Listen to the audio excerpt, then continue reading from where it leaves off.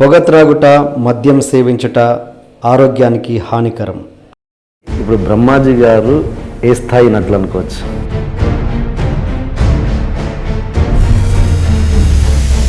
ఈ కృష్ణవంశీ గారి సింధూరంకి సంబంధించి రవితేజ గారు మీరు చేసినా కూడా సినిమా ఫ్లాప్ అయినా కూడా రవితేజ గారు ఏమో సూపర్ స్టార్ అయ్యారు.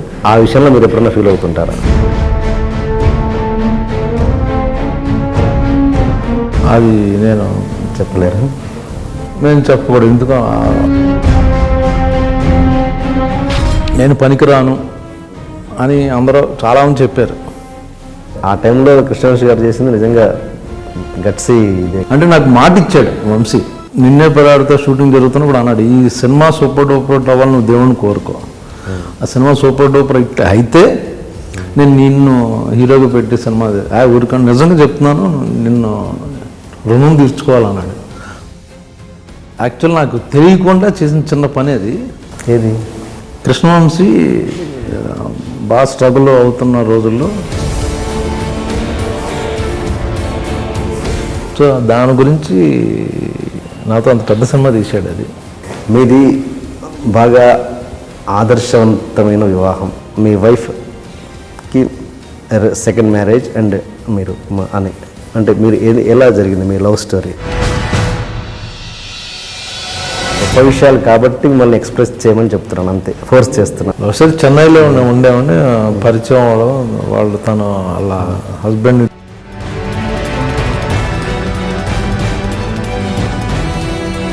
మీరు ఎందుకు వద్దనుకున్నారు? పిల్లలు వద్దనుకున్నాను. నేను బాగా చిన్నప్పటి నుంచి చూశాను. మళ్ళీ పర్టికులర్గా మళ్ళీ ఎందుకు, మేబీ నేను సెల్ఫిష్ అయిపోతానేమో, నా కొడుకు అతను వాళ్ళ కొడుకు అని ఏదో వస్తుందేమో అనుకుని నేను వద్దనుకున్నాను. నేను సింధూరం నుంచి చూస్తున్నాను మిమ్మల్ని. నాకు నచ్చింది ఫిజిక్ అప్పుడు ఎలా ఉన్నారు, ఇప్పుడు అలాగే ఉన్నారు. ఏంటి మీరు తీసుకునే? ఇంకా ఇండస్ట్రీలో సెటిల్ అవ్వలేదు నేను, అందుకనే ఫిట్గా ఉంటాను. అది ఇప్పుడు ఒకసారి ఆ ఇన్సిడెంట్ మీకు రఘువరన్ గారితో శివాలో జరిగింది కదా, ఏంటి ఆ రోజు జరిగిన సంఘటన చెప్పండి. స్టార్టింగ్ కొట్టాడు. అది సెట్లో నిజంగా డ్రింక్ చేసి యాక్ట్ చేయడం అన్నది కరెక్టేనా కాదంటారా?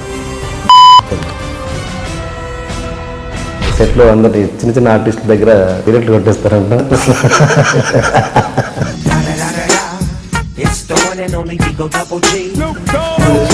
అండ్ టీజింగ్ కూడా మీరు ర్యాగింగ్ టీజింగ్ బాగా చేస్తారంట. చంపేస్తాను రా బ్రహ్మయ్య, చంపేస్తా, కళ్యాణ్ గారికి చెప్తా ఎదురుగా, బాస్ మీ పర్మిషన్ తీసుకున్నా కొరికే అంటాడు ఆయన. ఈ రాగమాట వచ్చి మీద కూడా కొరికేయడం అలా సరదాగా. ఎక్కువ అటాచ్మెంట్, ఎక్కువ క్లోజ్నెస్ ఉన్న హీరో ఎవరు మీకు? పవన్ కళ్యాణ్. ఎందుకు ఆయనకి అంత అంటే ఏదో ఉంటారుగా, చిన్న లింక్ ఉంటుంది కదా? ఎందుకో ఆయన పెద్దగా మాట్లాడరు ఎవరితో. 2 రోజులు మీ ఇద్దరం కూర్చొని 3 రోజులు మాట్లాడుతూనే ఉన్నాం. తర్వాత చిరంజీవి గారు పిలిచి ఏదో ఏమి మా వాడిని ఏం చేశాను ఏమో నాగబాబు చెప్తున్నాను.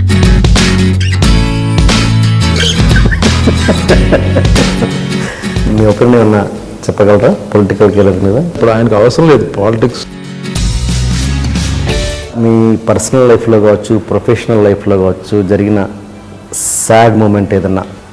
ఫస్ట్ టైం చెప్తున్నాను. ప్రొఫెషనల్గా ఏంటంటే ఒక ప్రొడ్యూసరు రియల్ ఎస్టేట్లో ఫ్లూక్గా అడ్డంగా సంపాదించేసి అతను ప్రొడ్యూసర్ అయిపోయి హీరోలతో సినిమాలు తీయడం మొదలెట్టాడు. నాకు ఆ ఇద్దరు హీరోలకి మధ్య రైవల్ సృష్టించాడు అతను బెనిఫిట్ కోసం. ప్రొడ్యూసర్ నటుడా? 6 నెలల్లో చాలా టార్చర్ అనిపించింది అన్నమాట.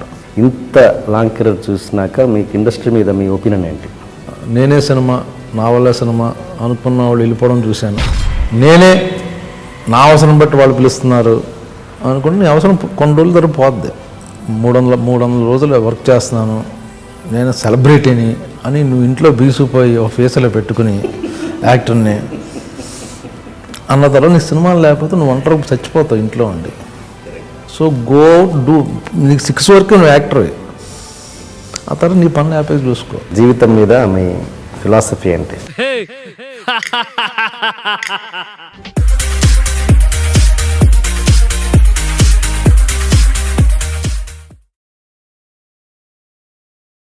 ఏ వ్యక్తి పవిత్రమైన ఆలోచనలతో మాట్లాడినా లేక పనిచేసినా ఎప్పటికీ అతన్ని విడువని నీడలాగా ఆనందం అతని వెన్నంటే ఉంటుంది. హాయ్ సార్, బ్రహ్మాజీ గారు. హలో అండి. ఫస్ట్ టైం మా షోకి వచ్చినందుకు స్వాగతం. థ్యాంక్ యూ అండి. థ్యాంక్స్ ఫర్ కాలింగ్ మీ. ఓకే.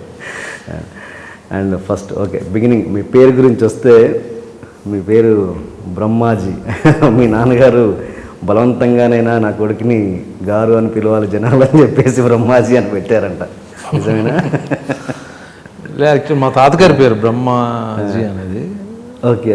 బ్రహ్మం గారు, బ్రహ్మం అది. సో మా తాతగారి పేరు పెట్టాలని నాకు అందులో, అంటే మనకి బాలాజీ, శివాజీ అలా ఉండదు. బ్రహ్మ అంటే ఏదో ఫుల్ఫిల్ ఉండదు, అందుకే బ్రహ్మాజీ అని చేశారు. సో చచ్చినట్టు మీరు అన్నట్టుగా రెస్పెక్ట్ ఇవ్వాల్సి వస్తుంది. చాలామంది బాంబే నుంచి వచ్చిన యాక్టర్స్ వాళ్ళు మామూలుగా జీ అంటే కొంచెం సీనియర్ లేకపోతే ఎవరిని పెద్ద, మీ పేరేంటి, what's your name? Brahmaji. What? Brahmaji? Oh Brahma no Brahmaji. So ఈ కన్ఫ్యూజన్ వస్తుంది. సో వాళ్ళు చాలా కొంత పెద్దవాళ్ళు బ్రహ్మ అని పిలుస్తారు, నాకు జీ అని పిలవరు. నాకని ఏజ్గా. ఓకే. చెప్తే హిందీ వల్ల తెలుగు నార్త్ ఇండియన్లో జీ అంటే కొంచెం సీనియర్స్ని రెస్పెక్ట్ దాంతో ఉంటుంది. సో నాకన్నా పెద్దవాళ్ళు, సో నేను బ్రహ్మాని పిలుస్తాను అని కన్ఫామ్ పెట్టేసుకున్నావు నువ్వు బ్రహ్మాజీ అని ఇంకా అన్నట్టుగా ఉంటుంది. ఓకే. మీ కెరీర్ బిగినింగ్కి వస్తే మీరు మధు ఫిల్మ్ ఇన్స్టిట్యూట్ స్టూడెంట్ కదా? అవునండి. ఎవరండి మీ బ్యాచ్మేట్స్ ఎవరు ఇప్పుడున్న వాళ్ళలో, మీ అంటే అప్పుడు కానీ ఇప్పుడు కానీ? మాకు actual Madhu film institute Kanakala Devadas garu, Madhusudan రావు గారు కలిపి అప్పుడు వాళ్ళిద్దరు కాంబినేషన్ ఉన్నప్పుడు జాయిన్ అయ్యారు. అప్పుడు 2 years కోర్స్ అండి. సో అప్పుడు 2 years కోర్స్ 2 batches రన్ చేశారు వాళ్ళు యాక్చువల్గా. ఆ తర్వాత 1 year, తర్వాత 6 months 3 months వెళ్ళిపోయింది. ఆ ఫస్ట్ బ్యాచ్లో అచ్యుత్, మన ఆవుతి ప్రసాద్, శివాజీరాజు, రామ్ జగన్, మా సీనియర్స్ వాళ్ళు ఇప్పుడు అంటే ఇండస్ట్రీలో ఉన్నవాళ్ళు. అది మా సెకండ్ బ్యాచ్లో నేను, సూర్య, చిట్టి, అనంత్ గారి బ్రదర్. అనంత్ కాదు, మన ఇంకో చిట్టి అని మన ఆడి పేరు తెల్లగప్పుడు మా క్లాస్మేట్ అతను. వాడు ఒకడు ఉన్నాడు అన్నమాట. ఏంటి అసలు అంటే మీరు నిజంగా అది మీకు కెరీర్కి ఉపయోగపడిందా ఆ ఇన్స్టిట్యూట్ అన్నది? 100%. నాకు అంతకుముందు నేను చెన్నైలో ఏఎంఐ చేశానండి. ఆ ఏఎంఐ కూడా ఇండస్ట్రీకి టచ్లోకి వెళ్దాం ఆ వంక పెట్టుకుని వెళ్ళిపోయాను చెన్నై. ఓకే. ఆ టైంలో మా అడయార్ ఫిల్మ్ ఇన్స్టిట్యూట్ నుంచి ఇంటర్వ్యూస్, గవర్నమెంట్ ఫిల్మ్ ఇన్స్టిట్యూట్ అది, అందులో యాక్టింగ్కి ఒక 10-20 seats అనుకుంటా ఆల్ ఓవర్ ఇండియా, మేబీ 10. ఎవరు చెప్పారు ఇలాగ అప్లికేషన్ వెళ్ళి సబ్మిట్ చేయని చేశాను. ఇంటర్వ్యూకి వెళ్ళా. నేనేమనుకున్నానంటే అక్కడ ఇంటర్వ్యూలో మార్క్స్, ఇంటర్మీడియట్ మార్క్స్ చూసి ఇచ్చేస్తారేమో అనుకున్నాను. నీకేమొచ్చు, డైలాగ్స్ కానీ ఇన్ని చేస్తాను ఐడియా కూడా లేదు నాకు. అక్కడ ఇంటర్వ్యూలో కూర్చుంటే పోస్టల్ గారు అబ్బాయి సంబడి తెలుగులో ఒక అతను ఉన్నారు. ఏంటి ఏమడుగుతారంటే లోపల డైలాగ్ అడుగుతారు, చెప్పాలి. డైలాగా ఊరే నాకేం రాదు. బట్ లక్కీగా ఏంటంటే నేను కృష్ణ గారి ఫ్యాన్ అప్పుడు. సో అప్పుడు ఈనాడు అనే సినిమా డైలాగ్ ఏదో బాగా గుర్తుంది నాకు. ఆ డైలాగ్ వణుకుతూ చెప్పాను పైనుంచి కిందకి. అంటే ఇంచుమించు బయటోడికేమో ఈ డాన్స్ చేస్తున్నాడు అనుకుంటారు, ఇంటర్వ్యూ చేసేవాళ్ళేమో ఈ డైలాగ్ చెప్తాడు అనుకుంటారు. ఏం తెలియని బయట డాన్స్ చేస్తున్నాడు, ఏదో బ్రేక్ డాన్స్ అని. అది నా పరిస్థితి. షివర్ అయిపోయా. అప్పుడు నాకు అర్థమైంది ఏదో ప్రాక్టీస్ కావాలి, ఏదో సంథింగ్ ట్రైనింగ్ కావాలి, ప్రతి ఒక్కడు యాక్టర్ అవ్వలేడు అనుకుని అప్పుడు వాళ్ళు చిచ్చి అన్నారు అడయార్ ఫిల్మ్ ఇన్స్టిట్యూట్. అప్పుడు మళ్ళీ ఇక్కడికి వచ్చి మధు ఫిల్మ్ ఇన్స్టిట్యూట్కి. యాక్చువల్ మధు ఫిల్మ్ ఇన్స్టిట్యూట్లో ఫస్ట్ బ్యాచ్కి ట్రై చేశాను నేను. సేమ్ అదే పరిస్థితి, అదే సేమ్ అలాగే భయపడుతూ సేమ్ అడయార్లో చేసినట్టు అంతే, ఇంకా బెటర్గా చేశాను డాన్స్. అక్కడ ఏంటంటే కేపీ తెలకర్, మధుసూదన్ రావు గారు, చాలా పెద్ద పెద్దలు ఉన్నారు, సీనియర్స్ అందరు 10 మంది. ఇది కాదు అసలు, వాళ్ళు కూడా తీసుకోలేదు. నెక్స్ట్ టైం రామ్మా, నీకు ఇంకా ఫియర్ ఏదో ఉంది, నీకు ఆ ఫియర్ లేకుండా ఉంటే మేము నిన్ను ట్రైనింగ్ ఇచ్చి ఏదో చేయాలన్నారు. ఏం చేయాలి సార్, ఇంటికి వెళ్ళిపోయా. ఇంటికి వెళ్ళిపోయిన తర్వాత సెకండ్ ఇయర్కి ఇంట్లో అప్పుడు చెప్పా. ఫస్ట్ ఇయర్కి ఇంట్లో చెప్పలేదు, అడయార్లో ఇంట్లో చెప్పలేదు. సెకండ్ ఇయర్కి ఇలాగ నాకు ఇంట్రెస్ట్ ఉంది అంటే మా ఫాదర్ ఏమన్నారంటే, నువ్వు దేనికి అంటే నీకు ఫస్ట్ ఆఫ్ ఆల్ స్టేజ్ నుంచి రాలేదు,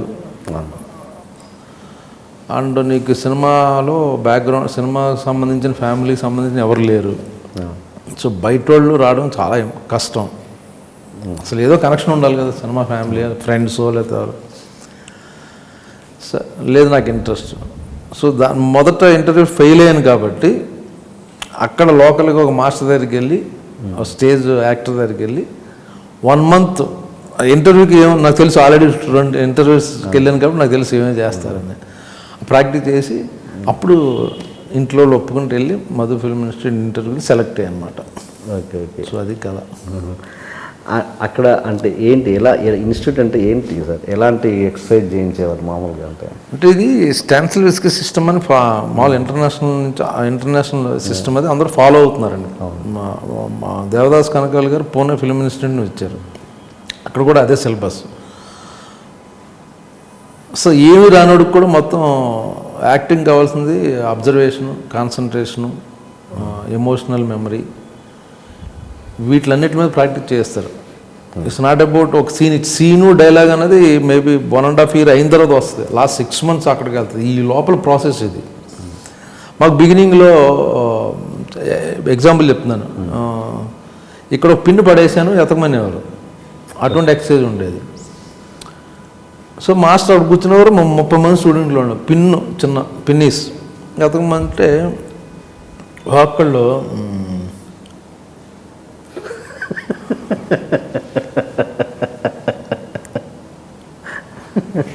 అని ఎవరికాడు అంటే ఇంప్రెస్ చేయడం, నేను ఎదుగుతున్నాను అని చెప్పే ప్రయత్నం ఎవరికాడు అలా చేశారు.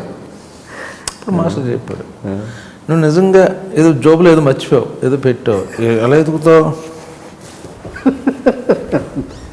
ఇది కదా ఎతికేది, ఇలా కదా ఎతకో కదా. ఓ ఓకే, నిజాయితీగా అది సెట్ చేస్తే చాలు, దానికి యాక్టింగ్ చేయక్కర్లేదు, ఎదుగుతున్నట్టు యాక్ట్ చేయక్కర్లా, ఎతుకు నిజంగా. ఇప్పుడు ఇది సింపుల్ కదా.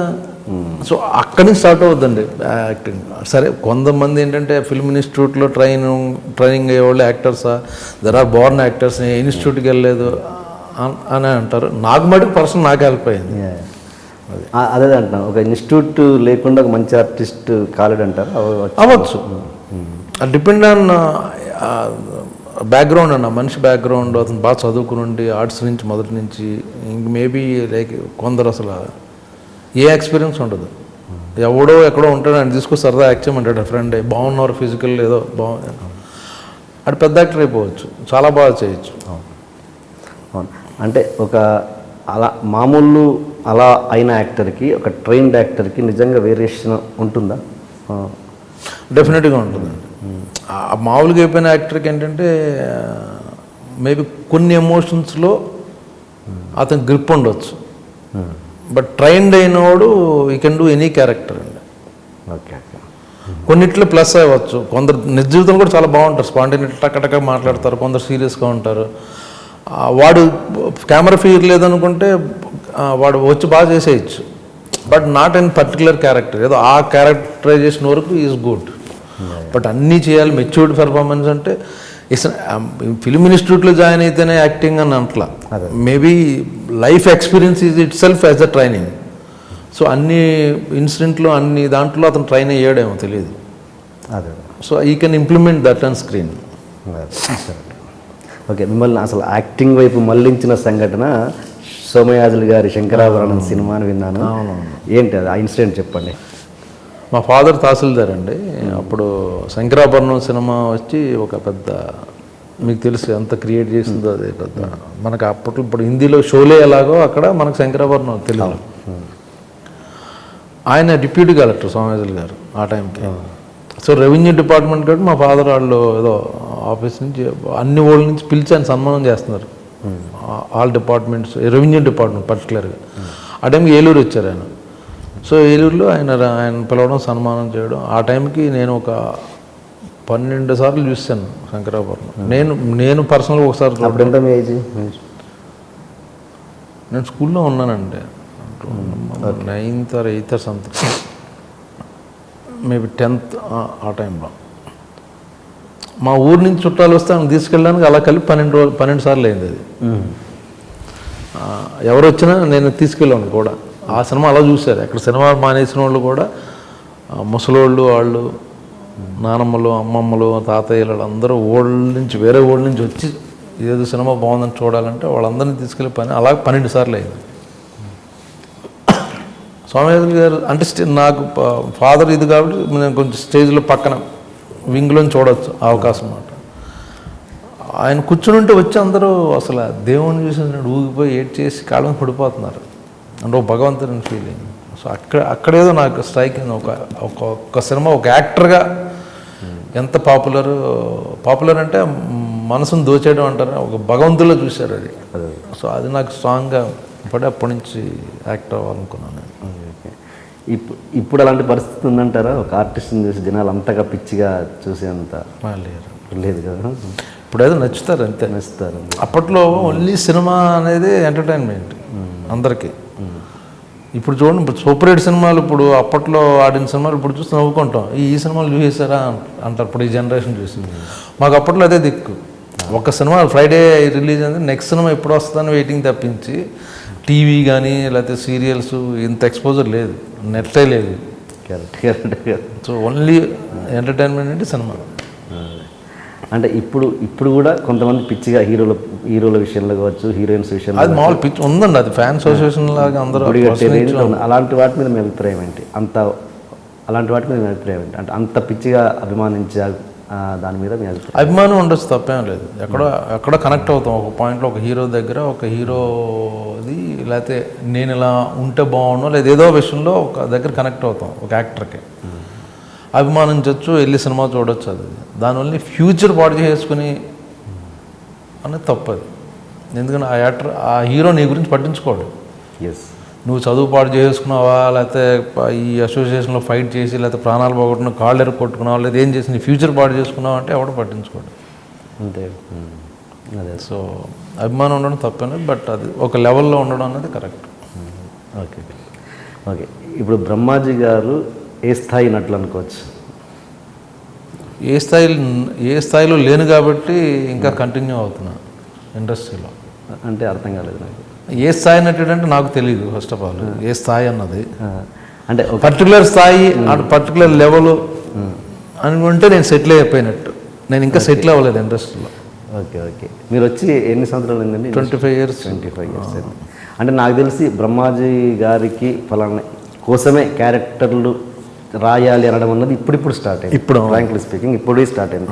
ఇంతకుముందు అన్నదంతా స్ట్రగుల్ యాక్చువల్గా. ఇంకా అవును, నేను ఎప్పుడు ఫస్ట్ చాయిస్ కాదు, సెకండ్ చాయిస్ కానీ థర్డ్ చాయిస్ కానీ. వాడు పలానావాడు బిజీగా ఉన్నాడు, సరే బ్రహ్మాజీ మనకు తెలుసు కదా, బాగా చేస్తాడు కదా, అతను కూడా చూడవాలి. పలానా సినిమాలో అప్పుడెప్పుడో 10 years బ్యాక్ చంద్రలేఖలు కామెడీ చేశాడు కదా, కరెక్టే పెడదామని పెట్టిన ఇవి ఉన్నాయి. చంద్రలేఖ అంటే నా క్వశ్చన్ అదొకటి ఉంది. ఇప్పటివరకు మీ కెరీర్లో నాకు ది బెస్ట్ అనిపించింది మాత్రం చంద్రలేఖ. అది బహుశా మీకు కూడా అయి ఉండొచ్చేమో, అది లేదు.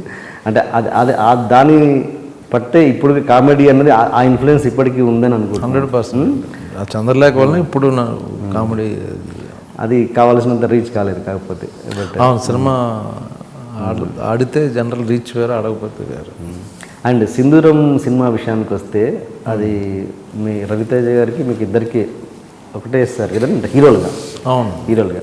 బట్ ఆ సినిమా అపజయం అన్నది మిమ్మల్ని ఎలా ఏమన్నా కృంగదీసిందా? ఏమన్నా డిసప్పాయింట్ అవుతుంది. పైగా కృష్ణవంశీ నిన్నే పెళ్ళాడతా గులాబీ తీసిన డైరెక్టర్ ఇండస్ట్రీలో చాలామంది హీరోలు ఆఫర్లు ఇస్తే ప్రొడ్యూసర్లు ఆల్మోస్ట్ ఎంతనే తీసుకో, లేకపోతే మా పిల్లల్ని ఇంట్రడ్యూస్ చేయని, అలా కొందరు హీరోలు మా కొడుకులను ఇంట్రడ్యూస్ చేయని,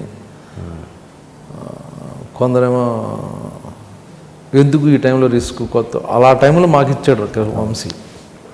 సో అటువంటి సినిమా మంచి సినిమా పోయి ఏదో సినిమా కాదు, ఆడకపోవడం అనేది డిసప్పాయింట్మెంట్, బాధపడ్డాం. ఇంక్లూడింగ్ వంశీ కూడా ఫీల్ అయ్యాడు, నేను ఫీల్ అయ్యాను, రవి అందరం ఫీల్ అయ్యాం.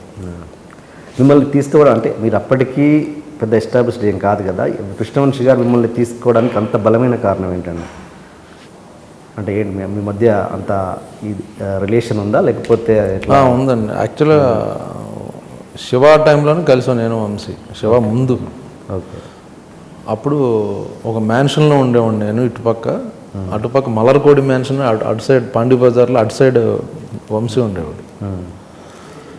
ఆ రూమ్స్ ఎలా ఉంటాయంటే ఇప్పుడు మన ఇద్దరం కూర్చున్నాం చూడండి, ఈ బెడ్ ఎలా ఉంటుంది ఇక్కడ, ఓకే. ఇంకో బెడ్ ఎల్ షేప్లో ఉంటుంది. సో ఎల్ షేపు చెక్క, ఓకే. ఇటో చెక్క ఉంటుంది, ఇటో చెక్క ఉంటుంది, ప్రాపర్ సాలిడ్గా ఉంటుంది. డోర్ ఓపెన్ చేసుకొస్తే మీ సూట్ కేసు మీరు మీ బల్ల కింద పెట్టుకోవచ్చు, నా సూట్ కేసు నా బల్ల కింద కూర్చో, ఓ మనిషి నుంచోడానికి ప్లేస్ ఉంటుంది. ఇది ఈ ప్లేస్ ఇది ఇది 250 రూపీస్ రెంట్. ఓకే. మెడ్రాస్ ఎవరు వచ్చినా ఆర్టిస్టులు కానీ టెక్నీషియన్స్ కానీ ఈవెన్ ఇంజనీరింగ్ స్టూడెంట్ కోచింగ్కి కోర్సెస్కి వచ్చినా జనరల్ అక్కడే దిగుతారు అందరూ. 100 రూమ్స్ అయ్యి 5 ఫ్లోర్స్ ఉంటాయి అన్నమాట. ఓకే. సో లైఫ్ అక్కడ స్టార్ట్ అయింది మాకు.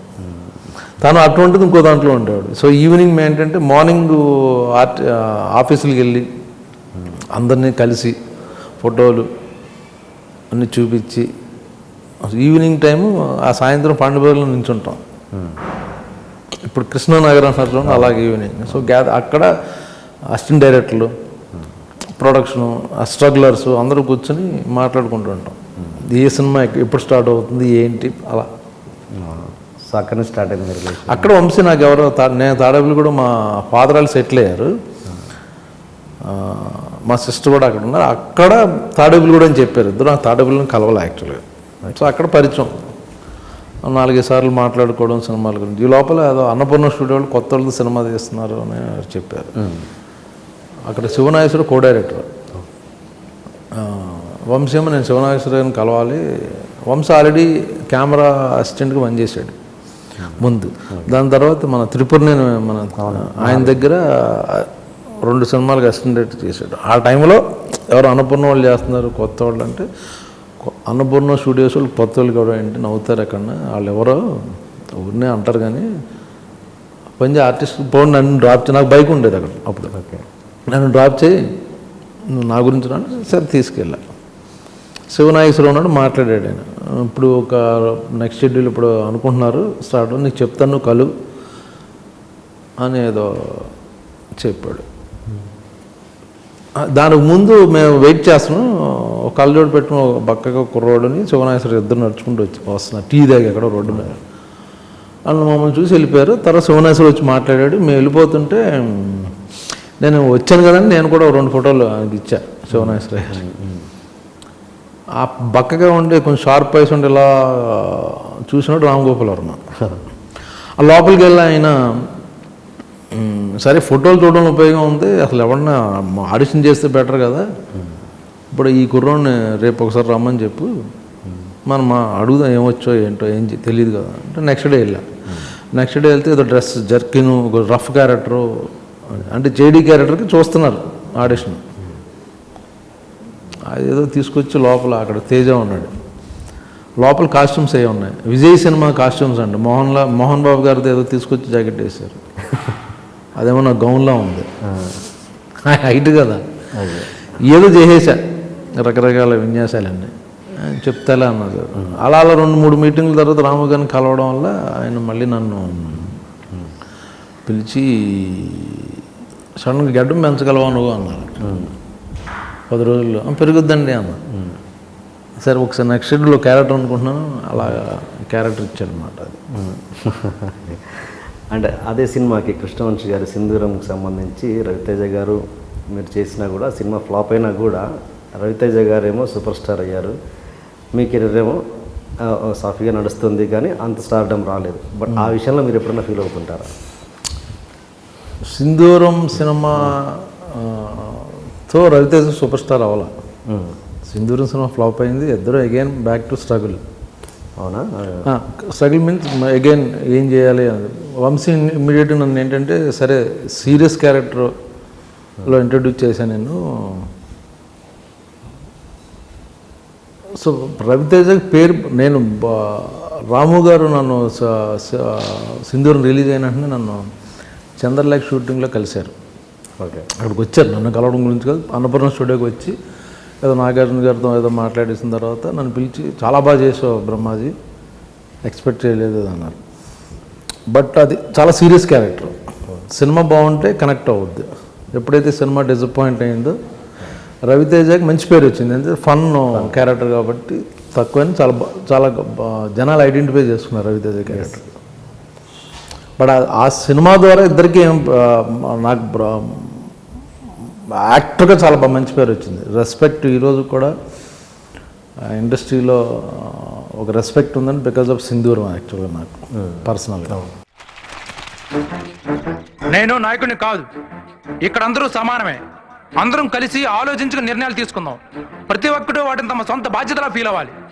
ఎక్కడ చూసిన అవినీతి, లంచగొండితనం, దోపిడీ, దౌర్జన్యం, రాజకీయ వ్యభిచారం, ఇక్కడి నుంచి వాటిపైన మన యుద్ధం. అంతేగాని రైళ్లు బస్సులు తగలబెట్టడం, బ్రిడ్జీలు కూల్చేయడం, పోలీసులను చంపడం ఇక్కడి నుంచి ఉండవు. ఎంతో అవసరం అయితేనే ఎదుటి వాళ్ళు ప్రాణాలు తీయాలి. ప్రజలందరూ సమానంగా, సుఖంగా, స్వేచ్ఛగా బతకాలి. ప్రజల హక్కులు మనం కాపాడాలి. అదే మన సిద్ధాంతం. తర్వాత రవితేజ చాలా స్ట్రగుల్ అయ్యి ఆ సినిమాలు ఈ సినిమాలు చేసి మనసి చూడని సినిమాలో ఆ క్యారెక్టర్ వర్క్ అవ్వడం వల్ల, తర్వాత పూరి జగన్ కనెక్ట్ అవ్వడం వల్ల, సేమ్ సింధూరంలో ఉన్న చంటి క్యారెక్టర్ని పూరి బాగా యూటిలైజ్ చేసుకోవడం వల్ల పూరి సినిమాల వల్ల తను స్టార్ అయ్యాడు.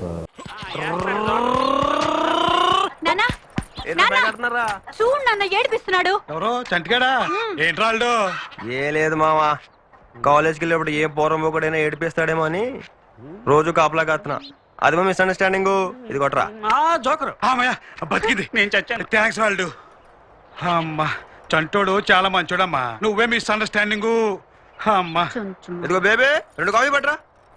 చెప్పు తెగుద్ది. అంటే నేను అనేది ఏంటంటే మీరు అనేది ఏంటి, నేను అతను పైకి వచ్చేసాడు నేను రాలేదన్న ఫీలింగు నాకు లేదు, నాకు రాలా.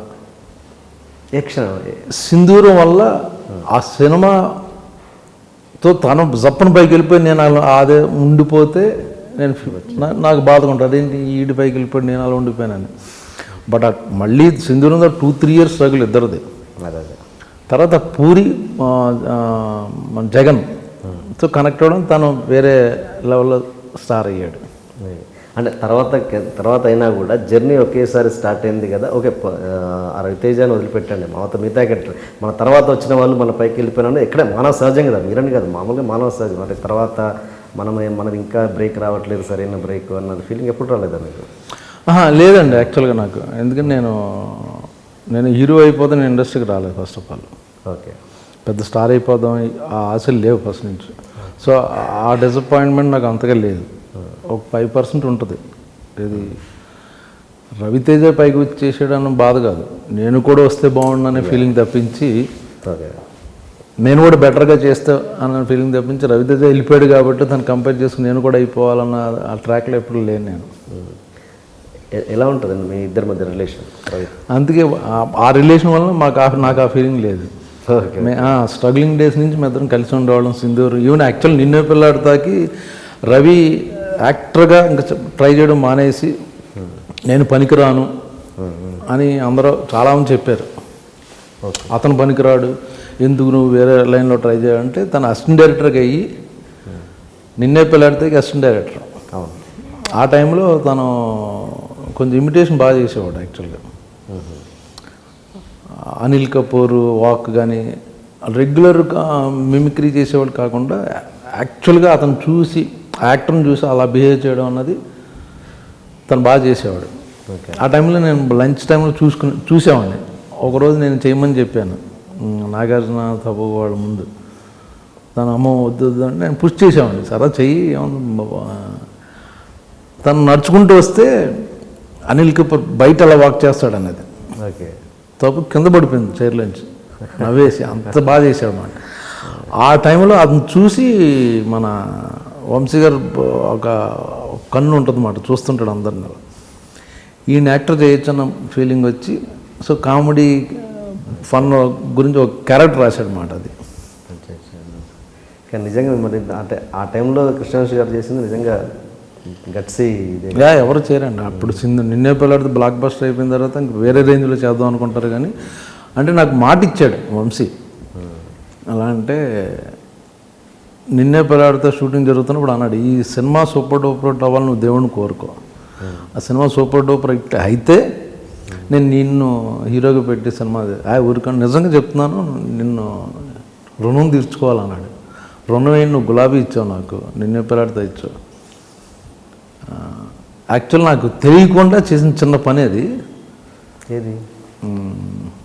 కృష్ణవంశీ బాగా స్ట్రగుల్ అవుతున్న రోజుల్లో, నేను కూడా స్ట్రగుల్ అవుతున్నా, నాకు ఇంటి దగ్గర డబ్బులు వచ్చాయి, మా ఫాదర్ పంపించారు.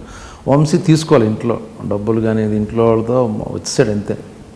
తను బాగా చదువుకున్నాడు, ఎంఏ అది, బట్ ఒక డైరెక్టర్ అవ్వాలని దాంతో వచ్చేసాడు. డబ్బులు తీసుకున్న తను కలిసిన రోజున రెండోసారి మాటల్లో నైట్ 8:30 అయింది. నాకు అక్కడ పాండి బజార్లో ఒక చిన్న హోటల్లో మంత్లీ టికెట్ ఉండేది. ఆ టైంకి మాట్లాడుతూ సుప్రియ మెస్ అనేది మాట్లాడుతూ, వంశీరా సార్ భోజనం చేద్దాం, టైం అయింది, నేను తినాలి, నా పక్కన ఉన్నాడు సార్ రా అని తీసుకెళ్ళా. భోజనం చేసి యాక్చువల్గా అది విధి ఏదో అంటారు చూడండి, ఆ టైంకి తనకు భోజనం చేసి 2 days అయిందండి కృష్ణవంశీ భోజనం చేసి.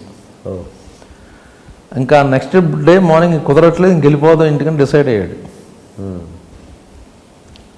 ఆ విషయం నాకు తెలియదు. తెలిసి అయ్యో భోజనం చేయలేదు నువ్వు, నేను పెడతానన్న ఉద్దేశంలో కాదు, మామూలు జనరల్ క్యాజువల్గా అతను మనసులో ఉంచేసుకున్నాడు నాకు భోజనం పెట్టాడని.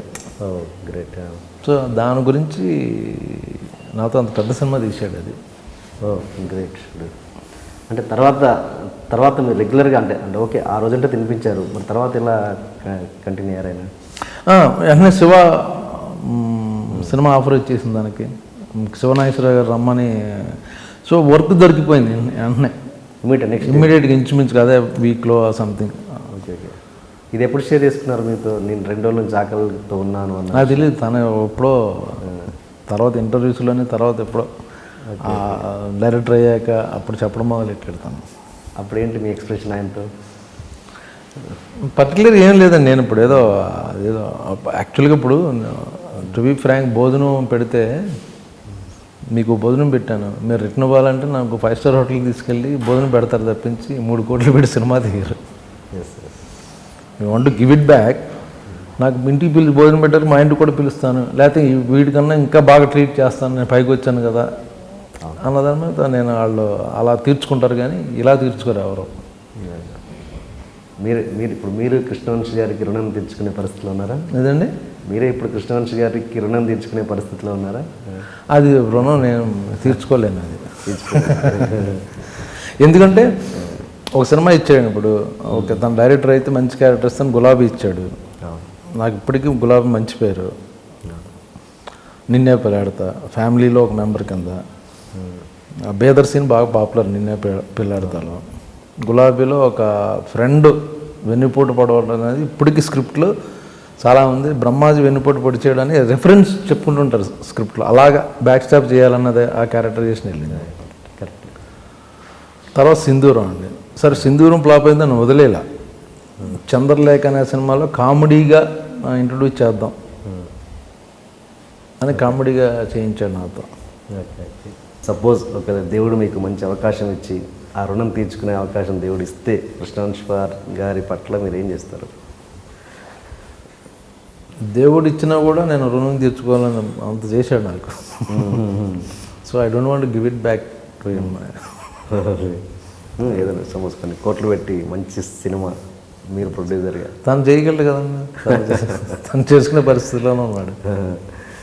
Okay okay. అండ్ ఇప్పుడు తర్వాత మీ లాస్ట్ సినిమా ఏంటండి కృష్ణవంశీ గారితో? ఖడ్గం అండి. మరేంటి తర్వాత ఎందుకు దేంట్లో అంటే తను ఇప్పుడు ఏదో నాకు ప్రతి సినిమాలో బ్రహ్మాజీ ఇచ్చేయాలని ఏమో చూడ, క్యారెక్టర్ సూటబుల్ అయితే ఇస్తాడు యాక్చువల్గా. Okay okay. బిగినింగ్లో నేను నాకు గురించి చేశాడు, ఏది ఈవెన్ గులాబీ కానీ నిన్నే పిల్లాడతా సింధూరం అనేది.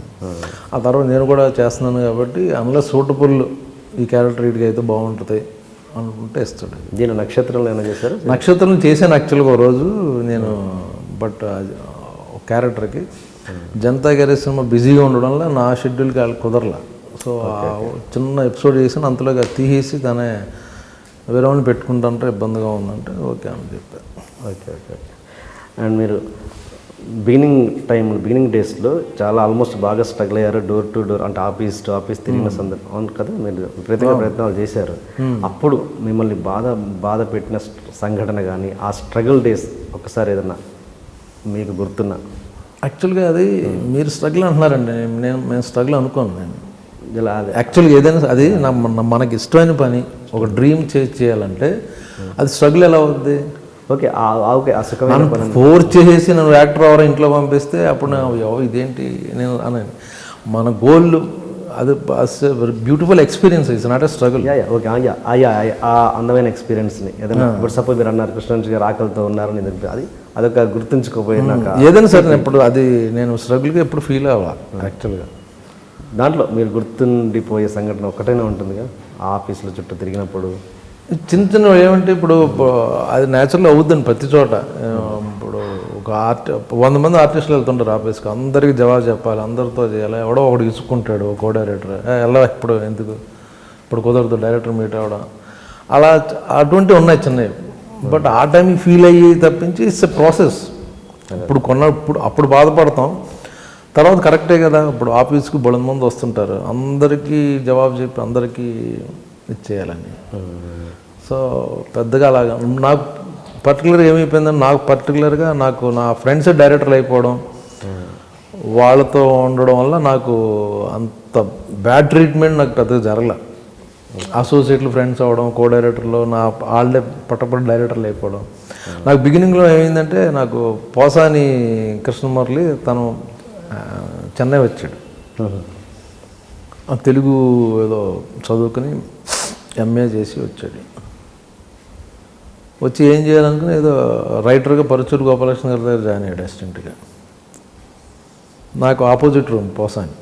ఓకే, అతను పొద్దున్న లేపితే చిన్న మెష్లాగా చిన్న విండోలాగా ఉంటుంది అన్నమాట, చిన్న అక్కడి నుంచి అతను లేపితే ఇలా లేచేవాడు అన్నమాట.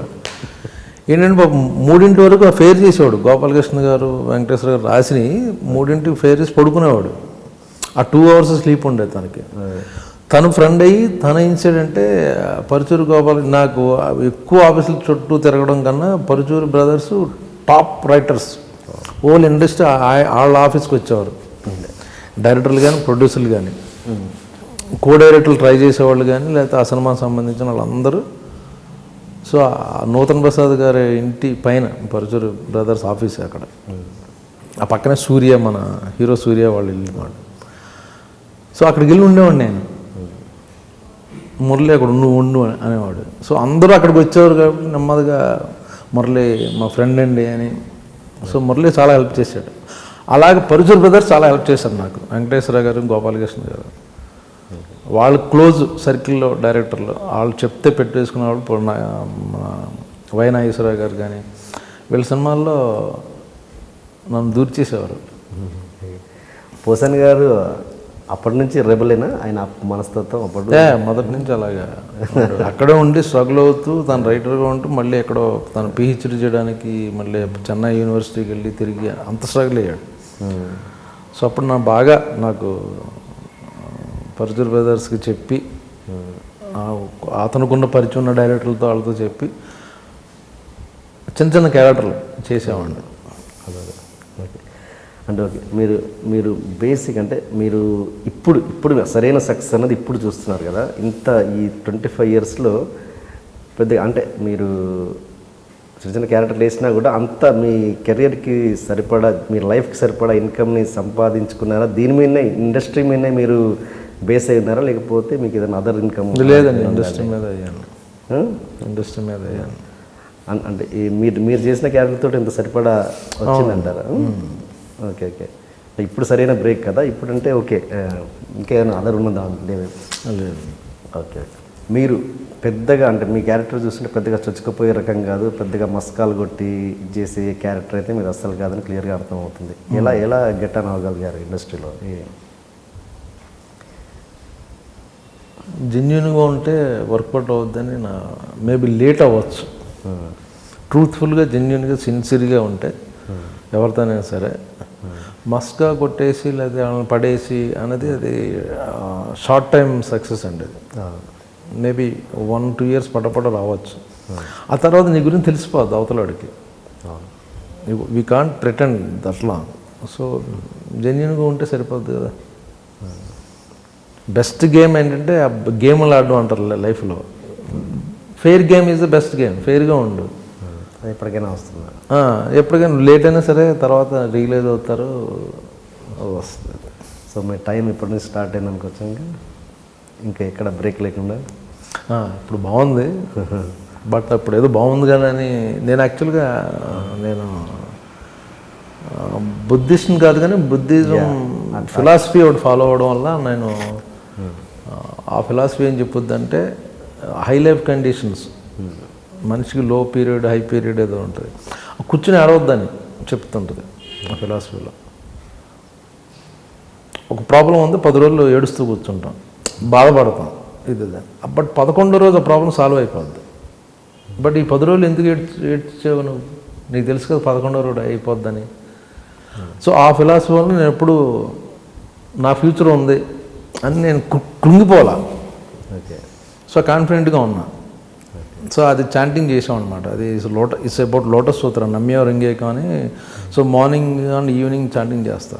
దానివల్ల నాకు ఇప్పుడు సక్సెస్ వచ్చిందని ఎగిరిపోవడం లేదు, అలాగ ఫ్లాప్ కదా అని లేకపోతే ఏం బాగుంటలేదని కూర్చొని ఆడవడం జరగలేదండి. మీరు బుద్ధిజంకి అట్రాక్ట్ అవ్వడానికి ఏంటి రీజన్? నా వైఫ్ తను బాగా ప్రాక్టీస్ చేస్తుంది. ఓకే. సో దాని ద్వారా నాకు కూడా చెప్పడం చూడడం నచ్చింది నాకు. It's not about philosophy. ఇప్పుడు ఏంటంటే మనం ఏం చేస్తామంటే నా గురించి నేను ప్రే చేసుకుంటాను. తిరుపతి బాలాజీ దగ్గరికి వెళ్ళి ఆ దేవుడి దగ్గరికి వెళ్ళి నాకు ఇది ఫలానా కావాలి, నాకు ఫలానా కావాలని. ఈ ఫిలాసఫీలో ఏంటంటే ఎదుటి వాళ్ళ గురించి కూడా వాళ్ళ హ్యాపీనెస్కి నువ్వు ప్రే చేస్తే యూ గెట్ బెనిఫిట్. ఎగ్జాక్ట్లీ. మీరు సపోజ్ మీరు మీ శ్రేయస్సు గురించి మీ బాగు గురించి నేను ప్రే చేస్తే ఆటోమేటిక్గా ఇండైరెక్ట్గా నాకు కూడా బెనిఫిట్ వస్తుంది. ఎగ్జాక్ట్లీ. మీది బాగా ఆదర్శవంతమైన వివాహం. అది అంటే ఎలాగంటే మీరు ఓపెన్గా ఉన్నారు, మీరు ప్రతి విషయాన్ని ఏది సీక్రెట్గా ఉంచుకోలేదు, professional thing and personal thing. And చెప్పారు మీరే చాలాసార్లు ఓపెన్గా, మీది మీ వైఫ్కి సెకండ్ మ్యారేజ్ అండ్ మీరు అని. అంటే మీరు ఎలా జరిగింది మీ లవ్ స్టోరీ? అంటే మీ లవ్ స్టోరీ ఎలా జరిగింది చెప్తారా కొంచెం? ఒకసారి చెన్నైలో ఉండేవాడిని, పరిచయం అవడం, వాళ్ళు తను అలా హస్బెండ్ని డైవర్స్ ఇచ్చిన తర్వాత కొన్నాళ్ళు మేము జర్నీ చేసాం. తర్వాత నేను ఇద్దరం పెళ్లి చేసుకున్నాను. అంటే ఎక్కడో ఏమంటారు కనెక్ట్ అయిన విషయాలు ఉంటాయి కదా, ఎందుకంటే అది రెగ్యులర్ మ్యారేజ్ కాదు కాబట్టి అడుగుతున్నాను. ఇప్పుడు అందరూ అలా చేసుకుంటున్నారు. రెగ్యులర్ ఏముంది అందులో, ఇర్రెగ్యులారిటీ ఏముంది? అంటే ఎక్కడో ఒక మనిషిని మామూలుగానే అవును, ఎక్కడో నచ్చితే కనెక్ట్ అవుతుంది. అది పెళ్ళి అయినా పెళ్ళి అవ్వకపోయినా but things are like that ఉన్నప్పుడు కనెక్ట్ అవుతాం కదా. అంటే ఇలాంటి కొన్ని గొప్ప విషయాలు కాబట్టి మిమ్మల్ని ఎక్స్ప్రెస్ చేయమని చెప్తున్నాను, అంతే. ఫోర్స్ చేస్తాను. ఇందులో గొప్ప విషయం ఏముందండి? డెఫినెట్గా గొప్ప విషయం. అంటే ఒక ఆదర్శ పెళ్ళి అవ్వకపోవడం, ముందు అవ్వకపోవడం అన్నది మనం పట్టించుకోం. బట్ బయట వేరే అమ్మాయిని అలా కలిసి మనం ఎలా అట్రాక్ట్ అవుతాం, లేకపోతే మనం అవతల వాళ్ళకి ఎలా నచ్చుతాం అన్నదే మ్యాటరే. ఆ ఫ్లాష్ బ్యాక్ పెళ్ళి అయిందా లేదా అన్నది మనకు సంబంధం లేదు. ఓకే. అది అది అది అది అది చేయడానికి అది రిసీవ్ చేసే అది ఇంకో ఇంటర్వ్యూలో లవ్, ప్రేమ, పెళ్ళి అనే ఇంటర్వ్యూ మీరు పెడితే అందులో ఒక 2 hours దాని గురించి సెపరేట్ చెప్తాను. ఓకే. అండ్ మీకు ఆవిడకి అబ్బాయి ఉన్నారు కదా, మొన్న పెళ్ళి కూడా చేసుకున్నాను. అంటే మీకు ఇది కూడా మళ్ళీ ఆదర్శవంతం, మళ్ళీ దీనికి ఇంకో క్లాస్ పెట్టమంటారేమో. మరి మళ్ళీ మీరు ఎందుకు వద్దనుకున్నారు? పిల్లలు వద్దనుకున్నారా లేకపోతే? వద్దనుకున్నాను. నేను చిన్నప్పటి నుంచి చూశాను. మళ్ళీ పర్టికులర్గా మళ్ళీ ఎందుకు, మేబీ నేను సెల్ఫిష్ అయిపోతానేమో, నా కొడుకు అతను వాళ్ళ కొడుకు అని ఏదో వస్తుందేమో అనుకుని నేను వద్దనుకున్నాను. అదేదో పెద్ద ఆదర్శం లేకపోతే అంటే నేను ఫీల్ అవ్వట్లేదు. ఆచరించే వాళ్ళకి ఎప్పుడో సింపుల్గా ఉండొచ్చు, ఎదుటి వాళ్ళకి కదా ఆదర్శంగా ఉండొచ్చుగా. ఓకే. అండ్ అబ్బాయికి మీకు ఎలా ఉంటుందండి రిలేషన్? బాగుంటుందండి. ఓకే. మొన్నే మ్యారేజ్ చేశారు. ఏంటండి అబ్బాయి ఏం చేస్తుంటారు? Actually is into merchant navy అండి. అంటే షిప్పింగ్ దాంట్లో సెకండ్ ఆఫీసరు. అంటే వాళ్ళ ఫ్యామిలీ వాళ్ళ మావయ్య కానీ వాళ్ళ తాతగారు వీళ్ళందరూ merchant navy, they are into sailing. So అది ఆ ఇంట్రెస్ట్ మీద సరే పెళ్ళి అయిన తర్వాత 1 year తర్వాత నాకు అక్కడ ఉండబుద్ధి లేదు, నేను ఇక్కడ హైదరాబాద్లో ఉంటాను అన్నాడు. సరేలే ఓకే, ఏం చేస్తామంటే సినిమా ఇంట్రెస్ట్ లేదు. సరే అగైన్ మా friend Krishna Vamsi back to square, అరే ఎందుకు నా దగ్గర పంపించి నేను చూసుకుంటాను అంటే ఇప్పుడు తన దగ్గర ఏడిగా పనిచేస్తున్నాడు. అది అవునా? అవును, ఇది నక్షత్రం సినిమాకి తనే చేస్తున్నాడు అనమాట. అవునా? Okay okay okay. ఎలా ఉంటుంది మీ సినిమాలు చూస్తాను, ఎలా రియాక్ట్ అవుతుంటారు మీ మీద? యాక్చువల్ సినిమా పెద్ద టాపిక్ రాదు మా ఇంట్లో, ఎప్పుడు ఏదో జనరల్ తప్పించి. అందుకే అంటే సినిమా అయిపోయింది, 6 o'clock ప్యాకప్ అయిపోయింది, సినిమా అయిపోయింది. ఇంట్లో సినిమా జనరల్గా ఉండదండి. వైఫ్ ఏం చేస్తుంటారండి? తను ఇంటీరియర్ డిజైనర్ అండి. సో యాక్చువల్గా మీరు అన్నారు ఇందాక అడిగారు, ఇది మీరు నాకు సినిమాలు లేనప్పుడు తనే పోషిస్తుంది. తను ఇంటీరియర్ చేయడం వల్ల ఆ డబ్బులు వస్తుంటే దాంతో అలా సర్వ్ అయ్యమాట. Okay okay okay. మీరు సింధూరం నుంచి చూస్తున్నాను మిమ్మల్ని, నాకు మిమ్మల్ని ఫిజిక్ అప్పుడు ఎలా ఉన్నారు, ఇప్పుడు అలాగే ఉన్నారు. ఏంటి మీరు తీసుకునే ఇది జాగ్రత్తలు? ఇంకా ఇండస్ట్రీలో సెటిల్ అవ్వలేదు నేను, అందుకనే ఫిట్గా ఉంటాను. అది యాక్చువల్గా నేను ఇప్పుడు నా జనరేషన్కి ఉన్న బ్యాచ్ అయితే సెటిల్ అయిపోయారు అందరూ. నేను I'm still fighting with younger generation అన్నమాట, కాంపిటీషన్ అది. సో అలర్ట్గా ఉంటాను నేను ఇప్పుడు. సో యాక్చువల్ ఆ థింగే నన్ను డిసిప్లైన్, లైఫ్లో కొంత డిసిప్లైన్, ఎర్లీగా పడుకోవడం, అన్నీ సిస్టమేటిక్గా ఉండడం వల్ల. సోషల్ లైఫ్ అసలు ఉండదా మీకు? ఉంటుందండి, అంటే లిమిటెడ్. నా ఫ్రెండ్స్ ఉన్నారు కొందరు, వాళ్ళు మా ఇంటికి వస్తుంటారు. So we have dinner and drinks అంత తప్పించి నేను ఎప్పుడో వాళ్ళు పిలిస్తే వాళ్ళని తప్పించి ఎక్కువ లేట్ నైట్స్ అవి ఉండవు. Okay okay. ఇంతకుముందు నేను మర్చిపోయింది ఏంటంటే, మిమ్మల్ని అప్పుడు ఆఫీసులు చుట్టూ తిరిగారన్నారు కదా, ఆ టైంలో మిమ్మల్ని ఎక్కువగా మీరు రవిరాజ పినిశెట్టి గారు ఆఫీస్ చుట్టూ ఎక్కువగా తిరిగారంట. తమిళ డైరెక్టర్లు ఎక్కువ కలిసేవాడిని. బాలుమహేంద్ర గారి ఇంటికి, భరతన్ గారి ఇంటికి వెళ్ళి అప్పుడు మలయాళం తమిళ సినిమాలు అక్కడే చూసేవాళ్ళం, నేను వంశీ అందరం. భరతన్ గారిని అడిగాను, డైరెక్టర్ గారు ఉన్నారని. ఆయన మొక్కలు నీళ్లు పోసుకుంటున్నాడు లుంగి కట్టుకుని. నేనే బాబు అన్నాడు. ఇలాగ బాలచంద్ర గారు ఆఫీస్ తిరిగేసేవాడిని. అలాగే అక్కడే రవిరాజ గారు మన శాలిగ్రామం ఉంటుంది. వెళ్తే ఆయన చక్కగా ఆయన బాగా రిసీవ్ చేసుకునేవారు. చక్కగా కూర్చోబెట్టి వచ్చిన ఆర్టిస్ట్ని జనరల్గా ఆయన పాపం లెగిసి పొద్దున్నే ఆయన 8ంటికి ఒక 6-7 ఉంటే వాళ్ళతో కూర్చొని మాట్లాడి పాపం కాఫీ కూడా ఇచ్చి, ఫలానా రోజు నెక్స్ట్ షెడ్యూల్ కలువు అనేవాడు ఆయన. ఆ నెక్స్ట్ షెడ్యూల్ ఆయన ఇచ్చిన డేట్ 15వ తారీఖున అనుకుంటే పరిగెట్టిన ఇంట్లో పెళ్ళి ఉన్నా కూడా వెళ్ళేవాడు కాదు. కజిన్స్ ఇది అది ఇంపార్టెంట్ మీటింగ్ ఉందని ఆ 15వ తారీఖు వెళ్తే ఆయన ఉండేవాడు కదా అక్కడ. బాంబేలో హిందీ సినిమా షూటింగ్ అని ఇలా చాలాసార్లు తిరిగేసా ఆయన చుట్టూ. ఆల్మోస్ట్ సంవత్సరానికి 360 రోజులు అంటే 300 రోజులు ఆయన ఇంటికి వెళ్ళేవాడిని. ఆయనతో యాక్ట్ చేయడం కుదరలే అప్పుడు, ఇవ్వలే అసలు ఆయన. అలాగే మా అన్నయ్య సినిమాలో మంచి క్యారెక్టర్ చేశాను ఆయన సినిమాలో. చాలా లాంగ్ అయిన తర్వాత అలా ట్రై చేసిన వాళ్ళ దగ్గర అసలు అక్కడ కుదరలే. మీకు ఎప్పుడు అనిపించలేదా ఇప్పుడు కృష్ణవంశీ గారు అనుకున్నట్టుగా ఇంకెళ్ళిపోదాం, నెక్స్ట్ డే మీరు భోజనం పెట్టకపోతే వెళ్ళిపోయేవారు ఆయన? అంటే నాకు ఇంట్లో నుంచి భోజనం వచ్చేది కదా, ఫుడ్ వచ్చేది కదా అనుకో. అది ఓకే ఓకే. అండ్ మీరు కర్మ సిద్ధాంతాన్ని బాగా నమ్ముతారంట, ఎట్లా దాన్ని మీరు ఎలా అప్లై చేసుకుంటారు? అంటే పూర్వజన్మ అంటే నమ్మనో నమ్ముతానో నాకు తెలియదు, పూర్వజన్మ బట్టి. ఇప్పుడు మీరు అన్నారు కొందరు ఏమి ట్రైనింగ్ లేకుండా, ఇప్పుడు రాము గారు ఉన్నారు, ఆయన అసిస్టెంట్ డైరెక్టర్కి పెద్దగా ఏం చేయలే, ఓ అబ్జర్వేషన్ ఒక సినిమా చేశాడు. సో సడన్గా ఆయన ఏంటంటే ఇండియాలో one of the top most brain cinema గురించి. అది ఎలా వచ్చింది? అది ఇప్పుడు సంపాదించుకున్న నాలెడ్జ్ కాదని నా ఫీలింగ్. ఎప్పటి నుంచో ఎక్యుములేట్ అయ్యి ఒక్క సినిమా అబ్జర్వేషన్ చేసి శివాలాంటి సినిమా తీయడం అంటే మనం ఒక 100 సినిమాలు కో డైరెక్టర్ పనిచేసి లేదా అంత వర్క్ చేసినప్పుడు ఒక సినిమా చేసాడు. సో ఎక్కడో పాస్ట్ కర్మ నాలెడ్జ్ అంతా ఆయన దగ్గర ఉందని నా ఫీలింగ్. అలాగే యాక్టర్స్ కూడా. సో ఈ జన్మలో ఎంత మంచి చేసినా కూడా ఈ జన్మలో అనుభవిస్తారన్న గ్యారెంటీ లేదు. ఇప్పుడు మారిందండి కర్మ సిద్ధాంతం, కలియుగం.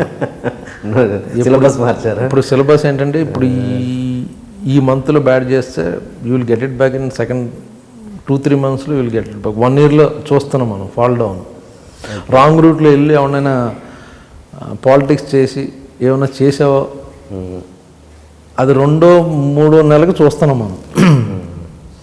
లాస్ట్ 10 yearsలో ఎంతమంది పడిపోయారు మన కళ్ళ ముందు. షార్ట్ కట్లు కొన్ని 100 కోట్లు సంపాదించి మనం చూస్తున్నాం. ఇప్పుడు వాళ్ళు జైల్లో ఉండడం, లేకపోతే ఆ ఇండస్ట్రీ నుంచి బయటకు వెళ్ళిపోవడం, వాళ్ళ ఆస్తులు అమ్మేసుకోవడం, వాళ్ళ బ్యాంక్, ఇన్ని స్కాములు చూస్తున్నాం. సో ఇప్పుడు అలా కదా, పాత నెక్స్ట్ జనం ఏం కదా, ఈ జనంలోనే ఇప్పుడే జరిగిపోతుంది. ఓకే.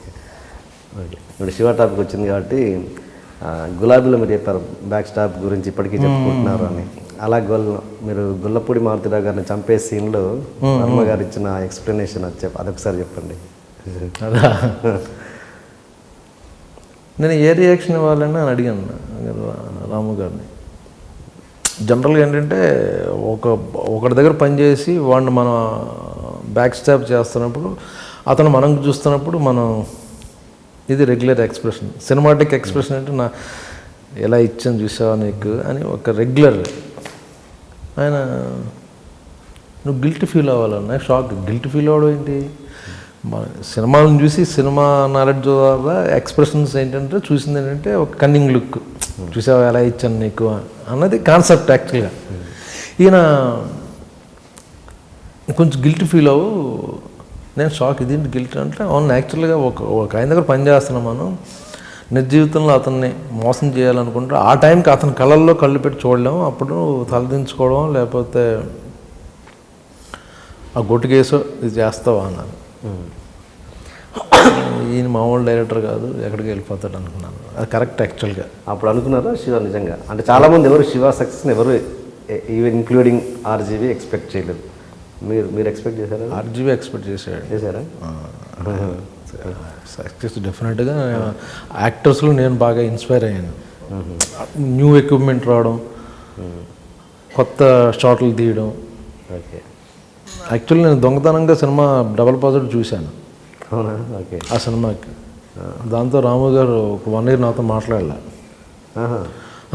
ఇళయరాజు గారు చూస్తున్నారు. నేనేమో తేజ నన్ను బైక్ మీద దింపు అన్నాడు థియేటర్ దగ్గర. నేను కూడా చూస్తాను అన్నాను. రా పర్లేదు అని అన్నాడు. సో తేజ, రాము గారు, సురేంద్ర గారు కింద ఉన్నారు, ఇళయరాజు గారు చూస్తున్నారు. నేను వెనక రోలో, ఆయన రాము గారు, నేను కొంచెం వెనక రోలో చీకట్లో నుంచి చూసి వెళ్ళిపోయా, కిందకు వచ్చా అన్నమాట. మధ్యలో సురేంద్ర అటు ఇటు తిరక్క డిస్టర్బెన్స్, రాజా గారు చూస్తున్నారని. ఓహో, ఆయన పర్మిషన్ ఇచ్చాడు. మళ్ళీ వెళ్ళి ఆ 2 డోర్ల మధ్యలో నుంచి చూస్తే సినిమా మొత్తం డబుల్ పాజిటివ్ చూసినప్పుడే మీరు అద్భుతంగా ఉన్నాం. తర్వాత 1 year మీతో మాట్లాడలేదన్నారు కదా, అంటే ఇంకా తర్వాత అంటే ఇంప్రెషన్ పోయింది నా మీద. చెప్పాను కదా, ఆయన కూడా వచ్చి చూసేసాడని. నాకేమో ఇదేదో తీస్తున్నాడని ఫీలింగ్ నాకు. చేశారా మీరు మళ్ళీ శివ వర్మ గారితో మళ్ళీ? తర్వాత ఆయన హిందీ సినిమాలు, అంటే హిందీ శివ చేశాను మళ్ళీ ఆయనతో. హిందీ శివ అనేది చేశా. బట్ ఆ తర్వాత ఆయన మళ్ళీ హైదరాబాద్ రావడం, అప్పుడు మళ్ళీ ఆయనతో ఇదయ్యాం. మీరు ఇప్పటివరకు పనిచేసిన డైరెక్టర్లలో అంటే బెస్ట్ అని అనడం కాదు కానీ మీకు నచ్చిన డైరెక్టర్స్ ఎవరు? అన్ని రకాలుగా ట్యూన్ అయ్యి యాజ్ అన్ ప్రేక్షకుడిగా ఆర్జీవి ఇస్ ద బెస్ట్ అండి నాకు. ప్రేక్షకుడు అంటే అంత గొప్ప క్యారెక్టర్లు ఏం చేసేలేదు నేను. బట్ మన ఇండియాలో మనం గర్వించదగ్గ డైరెక్టర్ మన తెలుగు నుంచి అంటే ఆర్జీవి. అలాగే రాజమౌళి గారు, కృష్ణవంశీ, త్రివిక్రమ్ శ్రీనివాసు, పూరి జగన్, అలాగే అందరూ, తేజ. అండ్ మీరు యంగ్ డైరెక్టర్స్ని, అప్కమింగ్ డైరెక్టర్స్ని బాగా ఎంకరేజ్ చేస్తారంట చాలా వరకు. అంటే ఫర్ ఎగ్జాంపుల్ మేర్లపాక గాంధీ, ఆయన ఫస్ట్ సినిమా సూపర్ హిట్ ఇచ్చినా కూడా స్ట్రగుల్స్లో ఉన్నప్పుడు మీరు అతన్ని తీసుకొని మళ్ళీ మీ సినిమా ఇప్పించినట్లు మీ పాత్ర చాలా ఉందని. సినిమా నేను ఇప్పించలేదు, అతనేం స్ట్రగుల్ అవ్వలేదు. అతను వెంకటాద్రి ఎక్స్ప్రెస్ తర్వాత వేరే బ్యానర్లో సినిమా చేయాలి వేరే హీరోతో. అక్కడ తను రాసుకున్న కథకని వాళ్ళకి ఏదో సింక్ అవ్వట్లే. వాళ్ళేమో కమర్షియల్ సినిమా ఫార్మాట్లో ఉండాలని ఆ హీరో అనుకుంటున్నాడు. అంటే హీరో సెంట్రిక్ ఫిల్మ్ అవ్వాలని తన ఉద్దేశం. గాంధీ ఉద్దేశం ఏంటంటే హీరో ఉంటాడు, బట్ 4-5 క్యారెక్టర్లు ఉండి ఇంపార్టెంట్ క్యారెక్టర్లు ఉండి ఆ స్క్రీన్ ప్లే అలాగే ఉంటుంది గాంధీది. ఎప్పుడు ఓన్లీ హీరోయిజం అలా ఇతని స్కూల్ అది. సో అక్కడ వాళ్ళకి సింక్ కావాలా. ఆ టైంలో నాకు చెప్పాడు ఇలా ఇది పరిస్థితి అంటే, సరే వేరే హీరోతో ట్రై చేద్దాం అనుకుని నేను ఇంకో హీరోకి ఫోన్ చేసి కథ వినంటే వెంటనే విన్నాడు, అది నచ్చి అయిపోయి అంతే. అది స్ట్రగుల్ అయిపోయి సినిమా లేక కదండి. సో ఆ విధంగా ఆ హీరోని పరిచయం చేయడం ఒక ఫోన్ కాల్ తప్పింది నేను చేసిందే లేదు. అది వాళ్ళకి చాలా పెద్ద హెల్ప్ అయి ఉండొచ్చుగా. మీకు చిన్నదిగా కనిపించవచ్చు కానీ చిన్నప్పుడు అది రాసిపెట్టి ఉంటుందండి. అగైన్ నేను మధ్యలో చిన్న కర్తను అంతే. ఇది అలాగా ఇప్పుడు మీ ఇంటర్వ్యూ నాకేంటి మన చందు మొండెట్ ఫోన్ చేసి బాగుంటుంది, చాలా బాగుంటుంది రా అన్నారు. సో ఆ మాటతో నేను ఇక్కడికి వచ్చాను. అలా గాంధీ కూడా అనేవాడు, మీ ఇంటర్వ్యూస్ ఆయన చాలా బాగుంటుంది, మీరు ఒకసారి చేయండి ఇది అని. ఓకే. సో వాళ్ళు ఏది ఫేవర్ చేసేస్తారు, నేను ఫేవర్ చేయడం కాదు, అది ఇట్ హ్యాపెన్స్ అంతే. అది అలాగా జరగాలని రాసిపెట్టి అది నా ద్వారా జరుగుద్ది, నేను జరగకపోతే ఇంకోటి ద్వారా జరుగుద్ది. అది జరగడం అనేది ఖాయం, అది వేరే వాళ్ళ ద్వారా జరగచ్చు అంతే. ఎనివే థ్యాంక్స్ అండి. ముందు చందు గారు అండ్ మెట్లపాక గాంధీ గారు మీ వల్ల బ్రహ్మ గారు ఇప్పటివరకు నా ఇంటర్వ్యూ చూడలేదు, అయినా కూడా మీరు చెప్పడం వల్ల వచ్చింది. థ్యాంక్స్. అంటే గాంధీ గారు అని కాదండి, మీరు అంటే ఇండస్ట్రీలో టాక్ ఉంది, మీరు అప్కమింగ్ డైరెక్టర్స్కి డెఫినెట్గా సపోర్టివ్గా ఉంటారన్న విషయం అయితే ఆ టాక్ ఉంది. వాస్తవంగా అదే నిజంగా దాన్ని అందులో కూడా నాకు సెల్ఫిష్ అదే అనబోతున్నాను. ఎందుకంటే వాళ్ళు పైకి వస్తే గివ్ అండ్ టేక్ ఇది అంటే ప్లాన్ చేయను కానీ ఈ ఫ్యూచర్ డైరెక్టర్స్ వాళ్ళే. అది సో వాళ్ళకి వాళ్ళు పాపం ఒక షార్ట్ ఎక్స్ట్రా చేయాలి, ఇలా టైం అయిపోయింది చెయ్యి, లేకపోతే ఒక డబ్బులు అయిపోయినాయి, ఒక రోజు ఎక్స్ట్రా డేట్ కావాలి మాకు ఇస్తామంటే చేస్తుంటాను. మనం ఇప్పుడు సపోర్ట్ చేస్తే వాళ్ళు పైకి వచ్చి మనకు హెల్ప్ చేస్తారు. ఆ ఉద్దేశం అని. పాపం కొందరు నిజంగా మంచి డైరెక్టర్లు బాగా రాసుకుంటారు, వాళ్ళు ఫైనాన్షియల్ ప్రాబ్లమ్స్ ఉంటాయి.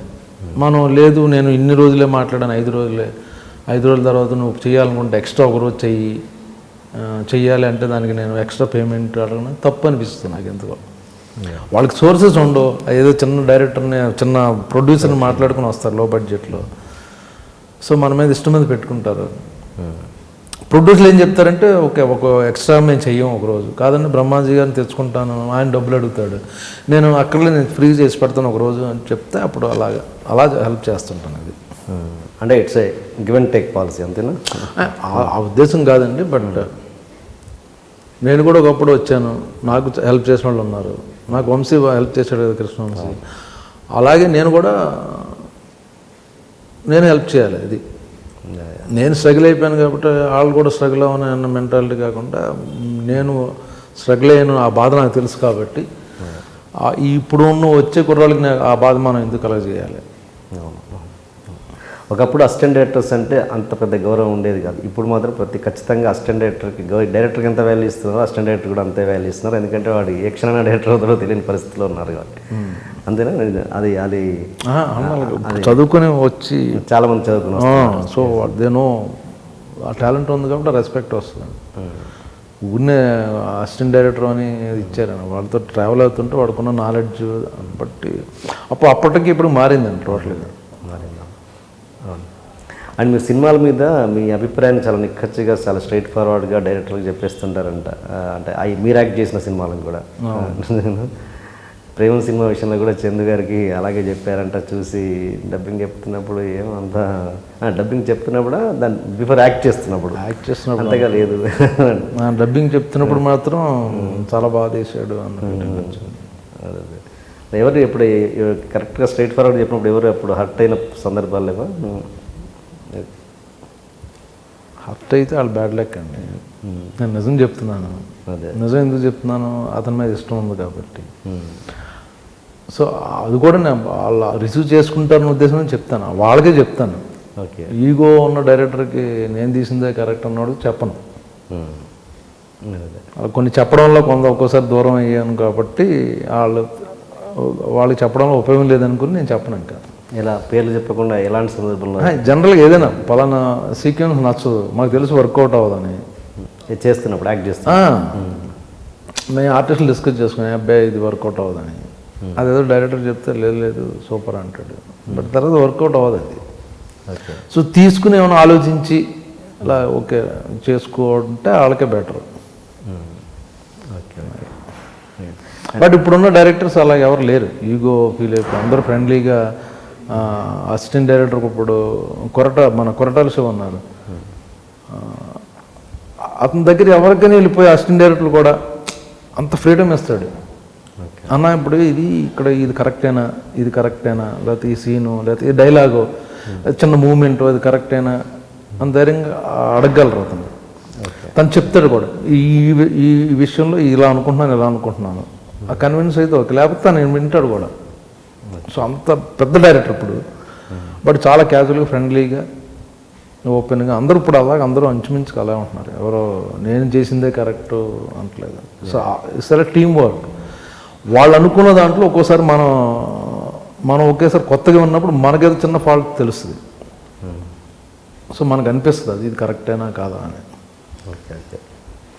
యాక్టింగ్ పరంగా వస్తే ఒక ప్రేక్షకుడు ఇన్వాల్వ్ అయ్యే విధంగా యాక్టర్ యాక్ట్ చేయడము కరెక్టా, లేదు అంటే తను ఆర్టిస్టే క్యారెక్టర్లో ఇన్వాల్వ్ అయిపోయి నిజంగానే దాన్ని ఆ పనిని చేయడం కరెక్ట్? అంటే ఎగ్జాంపుల్ సపోజ్ మీరు ఒక ఆర్టిస్ట్ని కాల్తో తన్నాలి, ఆ ఎఫెక్ట్ ఇంపాక్ట్ అయ్యేలా ప్రేక్షకుడు ఫీల్ అవుతే చాలు. లేదు నిజంగానే పూనకం వచ్చినట్టు మీరు ఆ క్యారెక్టర్లో అయిపోయి నిజంగానే ఎదుటి ఆర్టిస్ట్ని తన్నడము అంటే ఇంకా దాంట్లో ఇన్వాల్వ్ అయిపోయారు. మీరు ఇన్వాల్వ్ అయిపోవడం తప్పు, కరెక్ట్ కాదు. అది చంపాలి, ఎవరినో ఒకటి చంపాలి, పొడవాలి.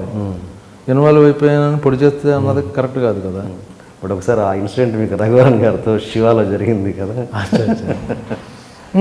అది ఇప్పుడు ఒక్కోసారి ఏంటంటే ఏంటి ఆ రోజు జరిగిన సంఘటన చెప్పండి. ఇప్పుడు నేను బ్యాడ్ యాక్టర్ అనుకోండి, నా దగ్గర నుంచి గుడ్ రిజల్ట్ కావాలంటే ఒకసారి ఒక స్లాబ్ తీసుకోవడం తప్పులేదు, సింపుల్. ఒక్కోసారి ఏంటంటే కెమెరా యాంగిల్ పెట్టినప్పుడు మనం ఆ స్లాబ్ ఇలా కొడుతుంటే ఇలా అంటాం, ఈ గ్యాప్ కెమెరాలో తెలుస్తుంటుంది. ఓకే.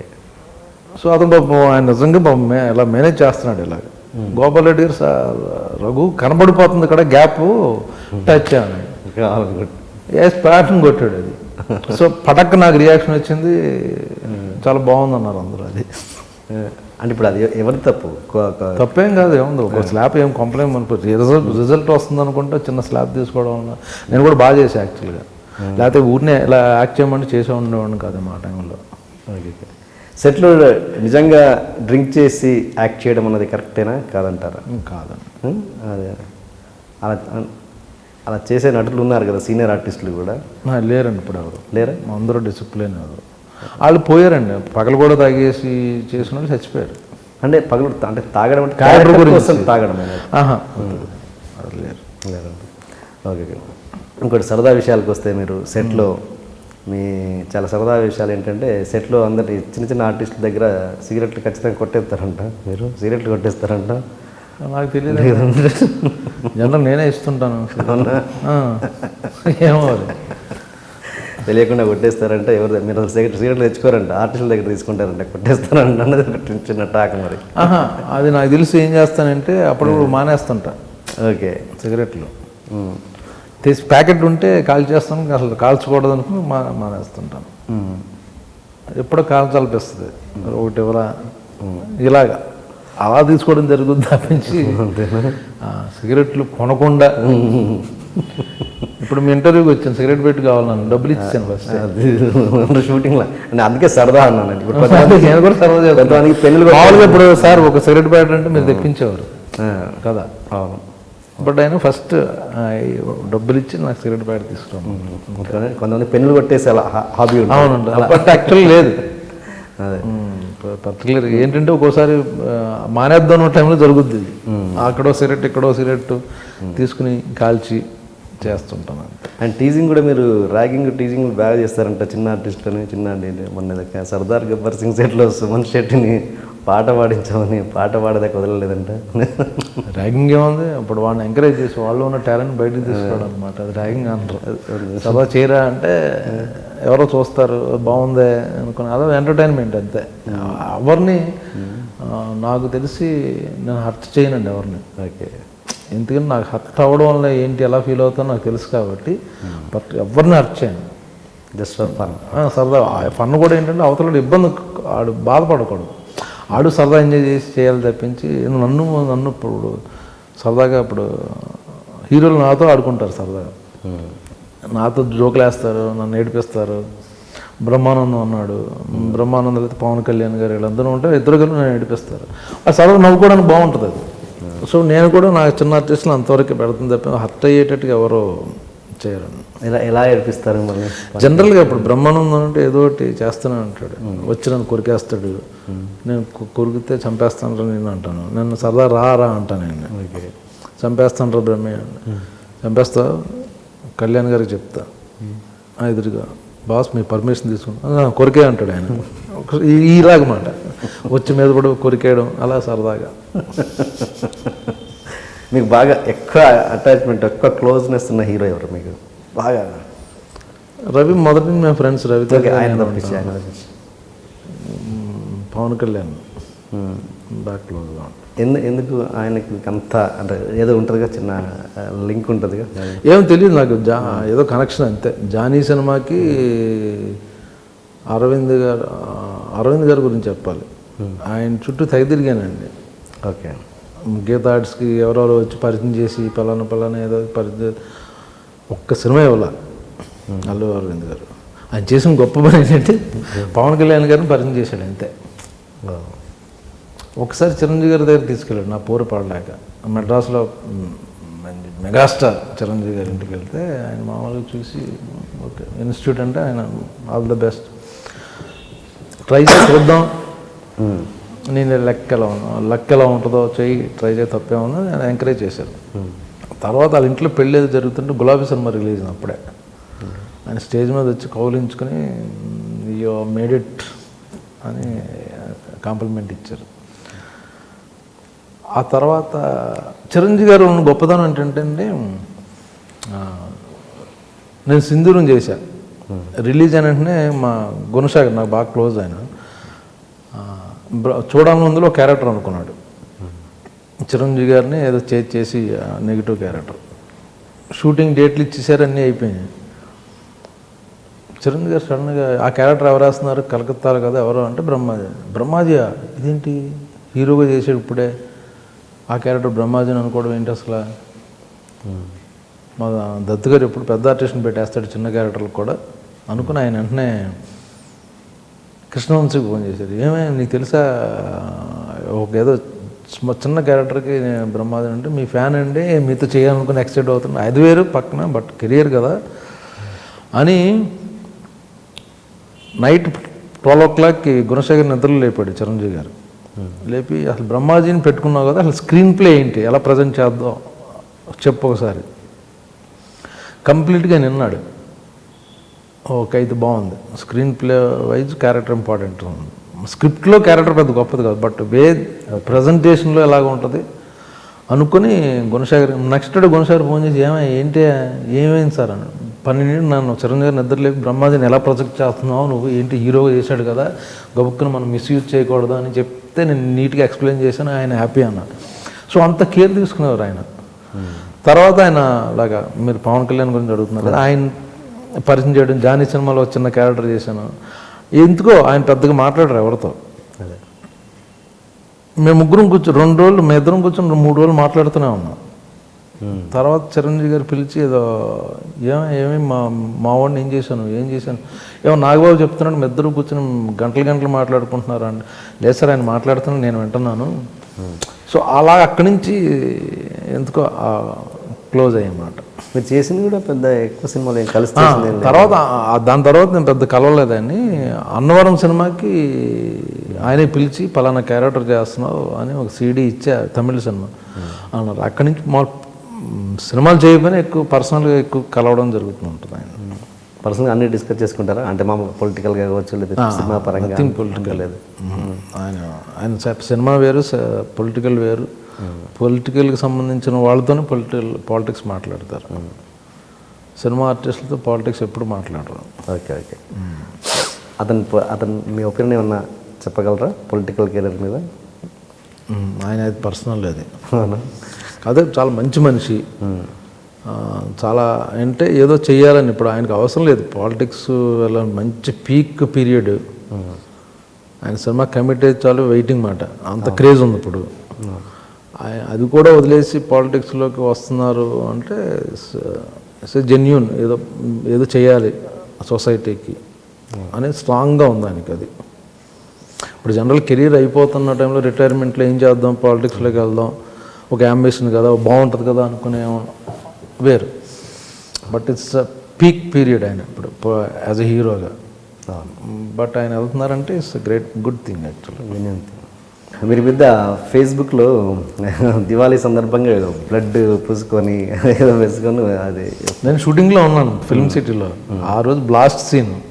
సో ఆ గెటప్ బ్లడ్ అంతా ఆ రోజు నేను చచ్చిపోయే సీన్ మన సర్వానంద్ బివిఎస్ఎన్ ప్రసాద్ గారు షూటింగ్లో. అది ఓకే ఉంటే సరదాగా ఓకే సేఫ్ దివాళీ అన్నది అదేదో లెక్చర్ కింద ఇవ్వకుండా అదే ఫన్నీగా అలా చూపించి హ్యాపీ దివాళీ అండ్ సేఫ్గా ఉండండి అనేది పెట్టాను, ఎంత తప్పించి. కంగారు పడలేదు ఎవరు ఫోన్స్ రావడం? చాలా నెక్స్ట్ డే చాలా ఫోన్లు వచ్చినాయి. ఏంటి వీళ్ళందరూ ఎందుకు చేస్తున్నారు అనుకుంటే ఏదో అయింది. కాదు సరదాగా. తర్వాత అందరూ వెబ్సైట్లో పెట్టారు సరదా ఫన్నీగా పెట్టాడు అది బ్రహ్మాజీ అని. ఓకే, మీరంటే ఇంకా మీ పర్సనల్ లైఫ్లో కావచ్చు, ప్రొఫెషనల్ లైఫ్లో కావచ్చు జరిగిన సాడ్ మూమెంట్ ఏదన్నా? ఫస్ట్ టైం చెప్తున్నాను. ప్రొఫెషనల్గా ఏంటంటే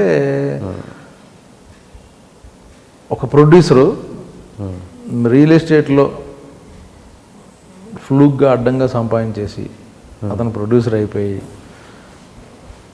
హీరోలతో సినిమాలు తీయడం మొదలెట్టాడు. అతనికి అందరూ డేట్లు ఇచ్చారు.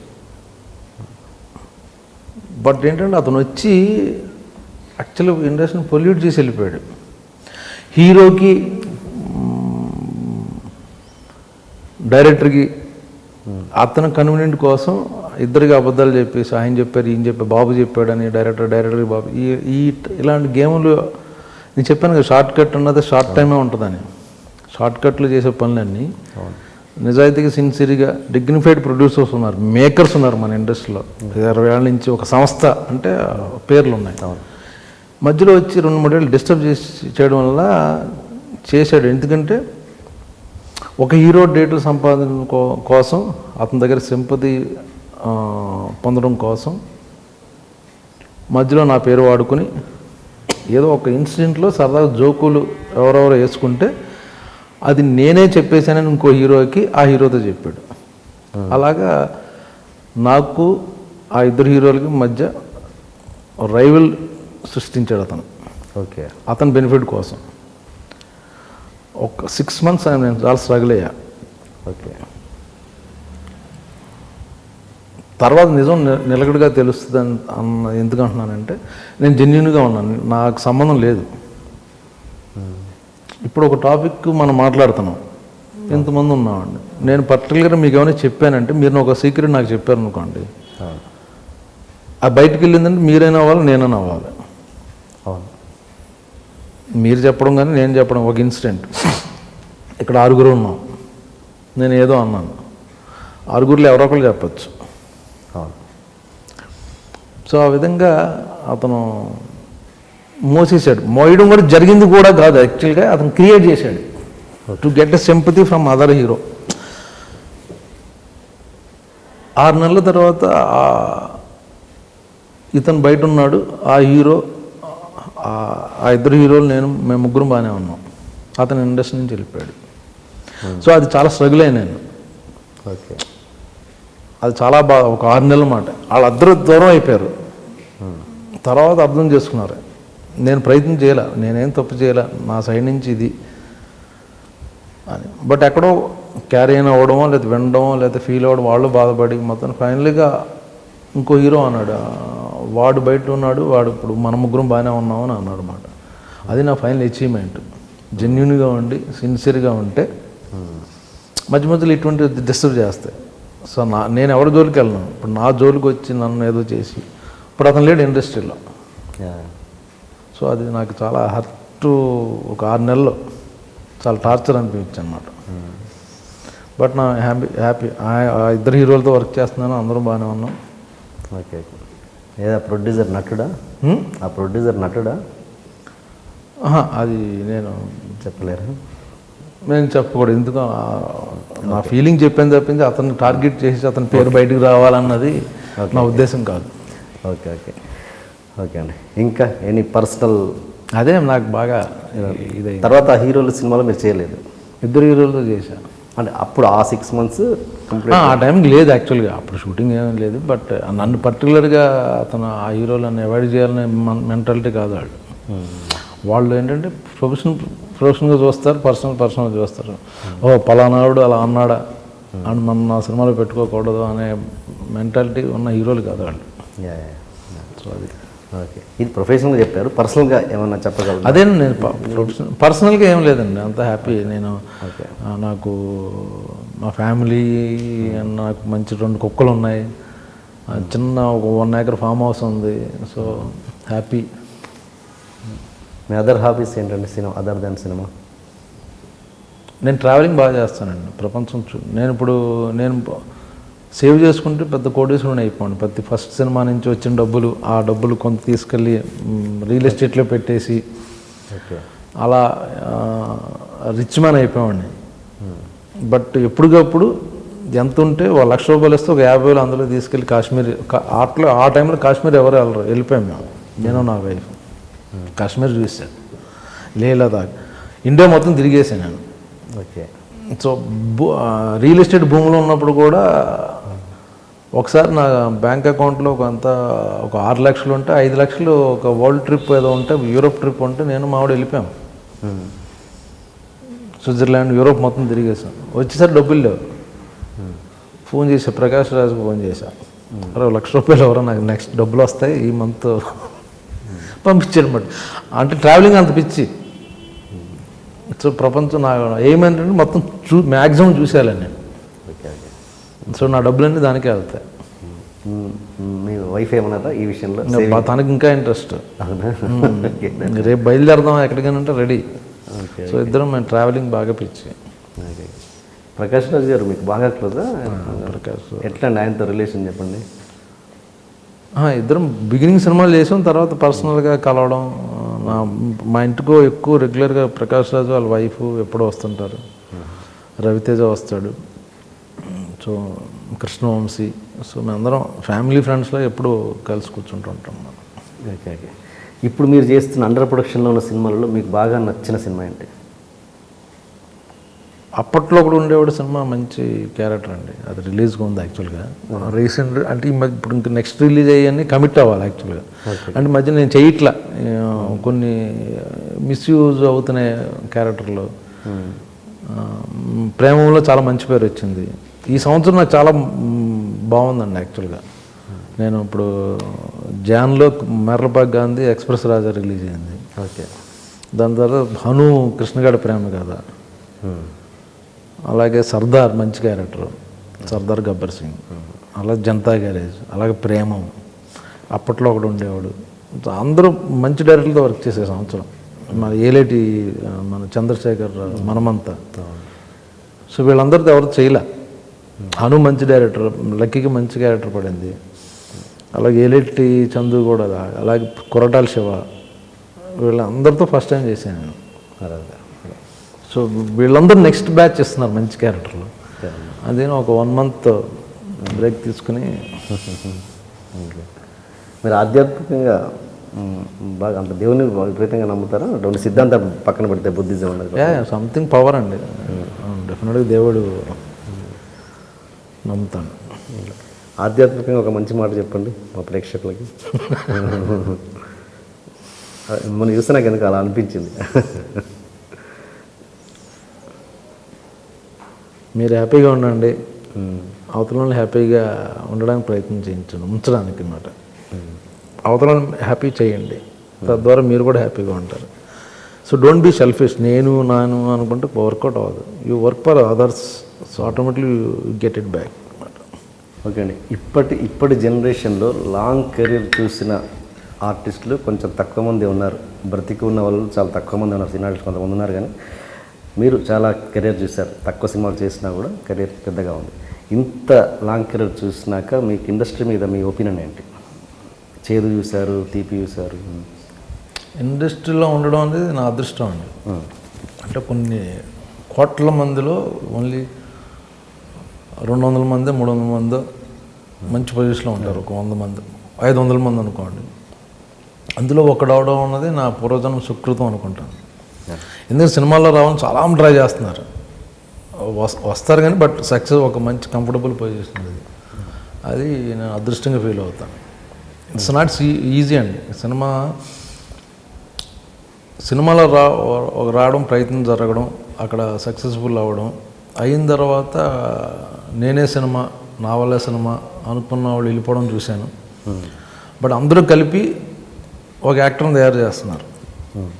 నాలో ఉన్న నెగిటివ్ పాయింట్స్ని పక్కన పెట్టి పాజిటివ్ పాయింట్స్ని ప్రొజెక్ట్ చేస్తారు. కెమెరామ్యాన్ కానీ, ఒక రైటర్ కానీ, ఒక ఫైట్ మాస్టర్ కానీ, ఒక డైరెక్టర్ కానీ, నీ బాడీ లాంగ్వేజ్ ఇక్కడ ఆడుగా ఉంది, ఇది వద్దు, ఇది అలా అందరూ టెక్నీషియన్ కలిపి ఒకటి తయారు చేస్తున్నారు.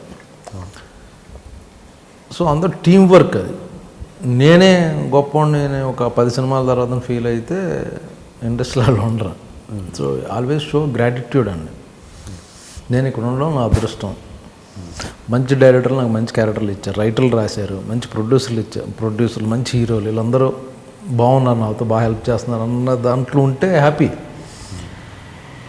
నేనే నా అవసరం బట్టి వాళ్ళు పిలుస్తున్నారు అనుకుంటే నీ అవసరం కొన్ని రోజుల తర్వాత పోద్ది.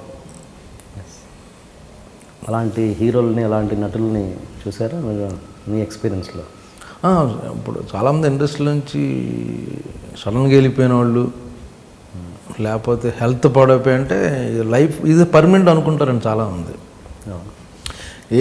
పర్మనెంట్ కాదండి ఇది. ప్రతి కొత్త వాళ్ళు వస్తుంటారు, పాత వాళ్ళు పోతుంటారు, కొన్నాళ్ళకి స్టాగ్నెంట్ అయిపోతారు, ఇంకో కొత్త వాళ్ళు వస్తుంటారు.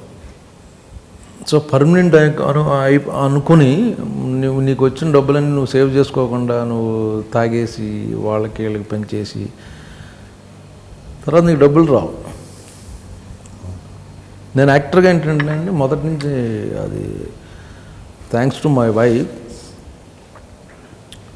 నేను పుప్పాలగూడ మణికొండ ఏరియాలో ఉంటా. వెంకటేష్ గారు డాలర్ హిల్స్ అని ఉంటుంది, దాని పక్కన ఉంటా. నేను అక్కడున్న సూపర్ మార్కెట్ అన్నింటికి వెళ్తుంటానండి. ఓకే. ఫ్రెష్ హెరిటేజ్లో నన్ను వాళ్ళు ఇంచుమించు వారానికి 3 సార్లు వస్తారు. నేనే వెళ్ళి దారిలో కూరగాయలు కొంటా. ఓకే. ఒక్కోసారి మా వాడు లిస్ట్ పంపుద్ది ఫోన్లో, వచ్చేటప్పుడు ఆపి నేను అన్నీ కొనుక్కొని దిలీప్ సూపర్ మార్కెట్, నాకు అందరు స్టాఫ్ అందరూ తెలుసు. నేను నోటీస్ చేసింది ఏంటంటే ఈ లైఫ్ ఉండదు రేపొద్దున. ఒక 10 ఏళ్ళ తర్వాత నాకు సినిమాలు ఉండవండి. సో నేను యాక్టర్ అని ఇంట్లో ఎలా కూర్చుంటాను? బిగుసిపోయి నా మీద జనాలు పడిపోతున్నారు, ఆటోగ్రాఫులు అనే యాటిట్యూడ్తోనే ఉంటారు వీళ్ళందరూ. నేను బ్యాంక్కి వెళ్తుంటాను, నా చెక్ నేనే వేసుకుంటా సాధ్యమైనంత వరకు.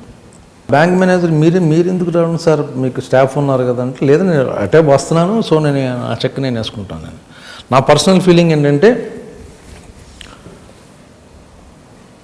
ఫ్రాంక్గా చెప్తున్నాను, టీవీ యాక్టర్ కూడా రాడండి. టీవీలో యాక్ట్ చేసి, అంటే టీవీ అని తక్కువ అంటలేదు, టీవీలో యాక్ట్ చేసి చిన్న క్యారెక్టర్లు వేసి అతను కూడా వాళ్ళ ఇంట్లో పంపిస్తాడు, కానీ అతను సూపర్ మార్కెట్కి వెళ్ళడం.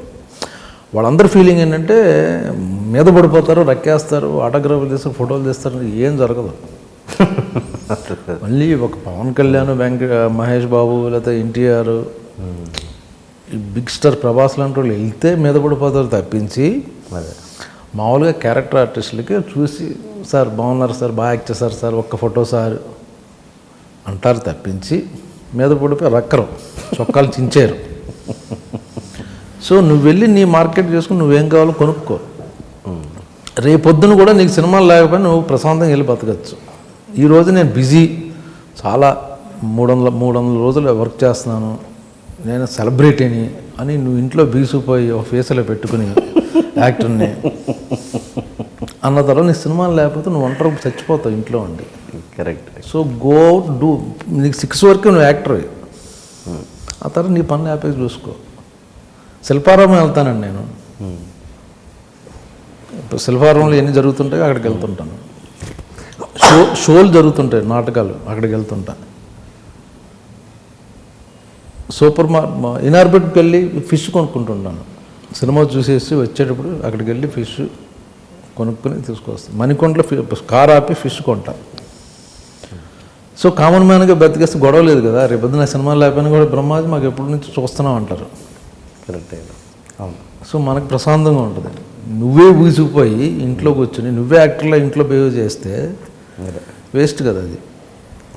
తర్వాత మనకే ప్రాబ్లం అయిపోద్ది. బయటికి నాకు విన్నానమాట, ఎవరో చిన్న చిన్న పేర్లు చెప్పను కానీ అసలు రోడ్డు మీద ఇక్కడి నుంచి నడుపుతారు, క్యాప్ ఇలా పెట్టేసుకుని ఒక సినిమా హీరో అంట, కనబడిపోతుంది క్యాప్ ఇలా పెట్టేసుకుని ఇలా వెళ్ళిపోయి అని ఎక్కేవాళ్ళు. ఎందుకంటున్నా అంతేగా, హ్యాపీగా ఉండి ప్రశాంత్ ఏదో ఒకళ్ళిద్దరు వస్తారు అంతే నీ దగ్గరికి, ముగ్గురు నవ్వుతారు, షేక్ హ్యాండ్ ఇచ్చి ఫోటోలు దిగి వెళ్ళిపో. మీకు జనాలతో జరిగిన చాలా గుర్తుండిపోయిన ఇన్సిడెంట్ ఏదన్నా, జనాలతో పబ్లిక్ బయటకు వెళ్ళినప్పుడు? గుర్తుండిపోయేది ఏం లేదండి. ఇప్పుడు అంతకుముందంటే హ్యాపీగా ఎక్కడ పడతాడు బస్సులో, సిటీ బస్సులో తిరిగేసేవాడిని, రిక్షాలు, ఏది కోల్కతా వెళ్ళినా లేకపోతే ఎక్కడికి ఢిల్లీ వెళ్ళినా. ఇప్పుడు సోనీ మ్యాక్స్, సెట్ మ్యాక్స్ వలన అందరికీ తెలిసిపోతున్నారు, అందరూ తెలిసిపోతుంది. నువ్వు సౌత్ యాక్టర్ కదా అంటాడు, ఇంకోడు నీ పేరు ట్రావెల్ మూర్తి కదా అంటాడు. ఏంటంటే జులై అన్నిసార్లు వచ్చింది క్యారెక్టర్ పేరు చెప్తుంటారు. ఎక్కడో హాలిడేకి వెళ్ళి ఎక్కడో జర్మనీలో వెళ్ళినా అక్కడ ఎవడో గుర్తుపడుతున్నారు. ఇప్పుడు నార్త్ ఇండియా వెళ్తే సర్దార్ గబ్బర్ సింగ్ నేనని ఎవరో మన రావు రమేష్ హోటల్లో టిఫిన్ చేస్తున్నాం పొద్దున్న, మొత్తం స్టాఫ్ అందరూ గుర్తుపెడుతుంటే రావు రమేష్ షాక్. ఏం బ్రహ్మాజీ నువ్వు ఏ సినిమా చేసావు, హిందీ సినిమా నువ్వు చేసావు? లేదు రమేష్ ఏంటో తెలియదంటే వరుసపెట్టి సినిమా పాత ఎన్నో వచ్చేస్తున్నాయి కాబట్టి వాళ్ళకి బాగా నోటెడ్ అయిపోయినమాట. వాళ్ళు వచ్చి ఫోటోలు దిగేసి సో మొత్తం ప్రైవసీ అంతా దబ్బింది. ఓకే, ఇప్పుడు హీరోలు, మిగతా హీరోల గురించి మీ రిలేషన్ చెప్పండి. జూనియర్ ఎన్టీఆర్ కావచ్చు, మహేష్ బాబు అండ్ ప్రభాస్, ఎనీబడి మీకు సూపర్ స్టార్లు అయ్యారంటే మంచి క్వాలిటీస్ ఉన్న వాళ్ళు అవుతారండి. ఫస్ట్ థింగ్ డెఫినెట్గా వాళ్ళు ప్రతి ఒక్కళ్ళు పెద్ద స్టార్ అయ్యారంటే జనాలు ఎక్కడ ఇష్టపడ్డారు అన్నమాట. ఒకళ్ళు డాన్స్ బాగా చేస్తారు, ఒకళ్ళు ఫైట్లు బాగా చేస్తారు, ఒకళ్ళు డైలాగ్ బాగుంటుంది. అది నాకు చాలామంది అడుగుతున్నారు. మొన్నే ఎవరో నిన్న హైత్ నగర్ సైడ్ వెళ్తే అక్కడ అడుగుతున్నారు, ఏంటి సార్ మీరు అందరు సినిమాల్లో ఉంటారు, జనరల్గా ఒక గ్రూపు, ఈ గ్రూపు ఆ గ్రూప్ అని ఉంటుంది కదా ఇండస్ట్రీలో, ఎక్కువ వాళ్ళ సినిమాలు చేసుకుంటుంటారు 12 years. మీరు ఏ హీరో చూసినా అందరితో ఉంటారో, అందరు సినిమాలు చేస్తారంటే అది వాళ్ళు మంచిదనం, నా అదృష్టం కూడా అని చెప్పా. ఇప్పుడు మహేష్ బాబు గారు ఆయన సినిమాలు చేస్తుంటాను, జూనియర్ ఎన్టీఆర్, లేకపోతే మన చిరంజీవి గారు, నాగార్జున గారు, వెంకటేష్ గారు, అందరు సినిమాల్లో ఉంటాను, వాళ్ళ కొడుకుల సినిమాల్లో కూడా ఉంటున్నాను. బట్ అందరూ వెరీ నైస్ పీపుల్ అండి. యాక్చువల్గా జనాలు వాళ్ళ ఫ్యాన్ అసోసియేషన్ వాళ్ళు ఏళ్ళ కాళ్ళకి పడదని ఒత్తితే అది. ప్రతి సినిమా చూస్తే మీకు తెలియదు, ఒక సినిమా రిలీజ్ అయితే ఇంకో పెద్ద సూపర్ స్టార్ ఫోన్ చేసి చెప్తాడు ఆ హీరోకి, అతను కొట్టేసావు, చాలా బాగా చేసావు, చాలా బాగుంది సినిమా, డైరెక్టర్లు మాట్లాడుకుంటుంటారు. అది ఫ్యాన్స్ తెలియదు, రైవల్ అనుకుంటారు. ఇప్పుడు మహేష్ బాబు జనతా గారు చూసి ఆయన ఫోన్ చేశాడు. అలాగే ఎన్టీఆర్ శ్రీమంత్ చూసి ఇలా ఫోన్లు చేసుకుంటారు, కాంప్లిమెంట్ ఇచ్చుకుంటారు హీరోలు. అది చాలా తెలియక. కానీ మరి వీళ్ళు పెట్టే ఆడియో ఫంక్షన్స్ కూడా అలాగే ఉంటాయి, అక్కడ తేడా వస్తుందిగా. వీళ్ళు పెట్టే ఆడియో ఫంక్షన్లో వీళ్ళు మాట్లాడే మాటలు బట్టి బయట జనాలు కూడా అలా అనుకోవాల్సి వస్తుంటుంది. బట్ అందరూ అందరూ ఫ్రెండ్లీగా ఉంటారు, అందరూ పార్టీల్లో కలుసుకుంటుంటారు, అందరూ బాగుంటారండి. ఇప్పుడు మహేష్ బాబు ఆయన సరదాగా ఆయన ఫన్, ఏదో జోకులు వేసుకుంటూ ఆయన, బట్ వెరీ సీరియస్ యాక్టర్ అన్నమాట. ప్రతి ఒక్కళ్ళు అలాగే అందరూ జెన్యూన్గా చాలా ఫ్రెండ్లీగా ఉంటారు అందరూ. మీకు తెలిసిన ఇద్దరు స్టార్ యాక్టర్స్ బెస్ట్ ఫ్రెండ్స్ ఎవరు స్టార్ యాక్టర్స్లో?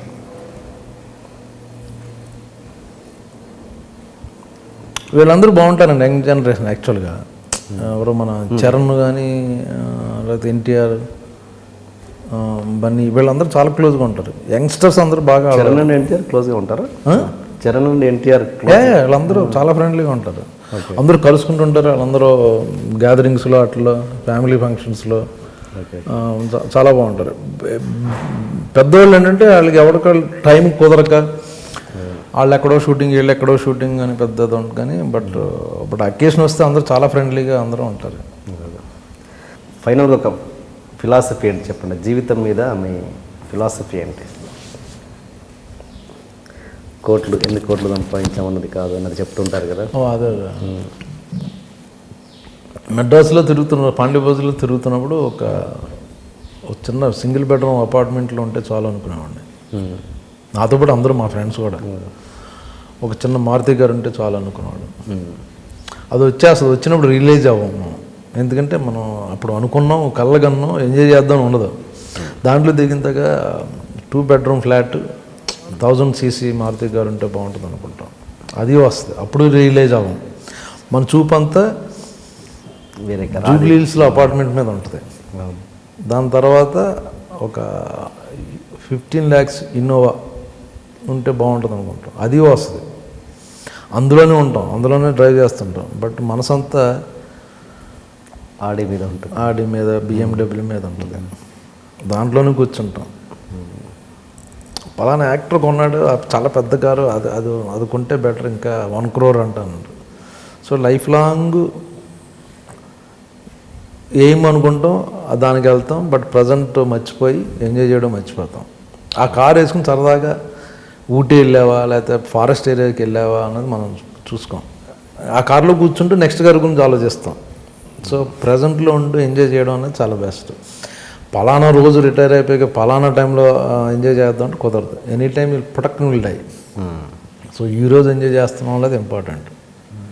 డబ్బులు కూడా నీ పర్సనల్గా పిల్లలకి సంపాదించడం అన్నది చాలా వేస్ట్. నెక్స్ట్ జనరేషన్ కూడా వాళ్ళు తగలాడతారో దాన్ని నీకు తెలియదు. సో బట్ బేసిక్ సెక్యూరిటీ ఇవ్వాలి అంతే పిల్లలకి, ఒక ఉండడానికి ఒక ప్లేస్ తప్పించి మిగతాది మనం ఖర్చు పెట్టుకోవాలి. మన లైఫ్ మనం ప్రపంచం చూడండి, తిరగండి, 10 మందికి హెల్ప్ చేయండి. మీ చుట్టూ ఉన్న వాళ్ళకి లేకపోతే మీ సర్వెంట్స్ వాళ్ళ పిల్లల్ని చదివించడం, నీ స్టాఫ్ కానీ. మీరు అలాంటి పనులలో మీరు పార్టిసిపేట్ చేస్తుంటారా? నా చుట్టుపక్కల నేను పేర్లు చెప్పి ఎంత చేస్తున్నానని చెప్పాను, కానీ నాకు దగ్గరున్న వాళ్ళందరూ నేను హెల్ప్ చేస్తుంటాను. మీరు ఆ స్టేటస్ని దాటిపోయారా? పలానా ఈ కారు ఉన్నప్పుడు ఇంకో కారు అన్నది ఆ స్టేటస్ని దాటిపోయారా మీరు? ఎండే ఉందండి. ఇప్పుడు నేను వాల్వో కార్లో తిరుగుతున్నానండి, అందులోనే 1.5 కోటి కారు ఉంది. అది కొనుక్కున్నాడు కదా సుబ్రహ్మరెడ్డి గారు తిరుగుతున్నారు కారు, అసలు అది 3 crores. అది తీసుకున్న తర్వాత టాటా వాళ్ళు, అంబానీ వాళ్ళ అబ్బాయి తిరుగుతున్నాడు. ఇంక దెర్ ఇస్ నో ఎండ్. అదే ఆ స్టేటస్ని మీరు దాటిపోయారా అంటున్నాను. అంటే ఓకే, అవును, మెటీరియల్ థింగ్స్ ఒక టైంలో ఉంటుంది, అది ఉండడంలో తప్పలేదు. ఎందుకంటే మనం టార్గెట్ పెట్టుకుంటాం, ఆ కార్ను కొనాలంటే దాన్ని వర్క్ చేయాలి. So I'm not telling that ఒక టార్గెట్, ఒక ఎయిమ్ ఉండడం మంచిది, బట్ అది వచ్చిన తర్వాత ఇంక దానికి లిమిట్ లేదు. నేను పలానా యాక్టర్ని అయిపోవాలని మళ్ళీ తర్వాత ఇంకా అది పెర్ఫార్మెన్స్ ద్వారా ఇంప్రూవ్ అయ్యి అతనికన్నా బెటర్ బాగా చేయాలని ఉండడం వేరుని, అతనికన్నా ఎక్కువ సంపాదించాలన్నది వేస్ట్. నేను మీరు పడుకునేది ఒక ఏసీ అండి, వరల్డ్ రిచెస్ట్ మ్యాన్ కూడా అదే ఏసీలో పడుకుంటాడు. ఆ బెడ్ అంతే, ఆయనకి అదే బెడ్.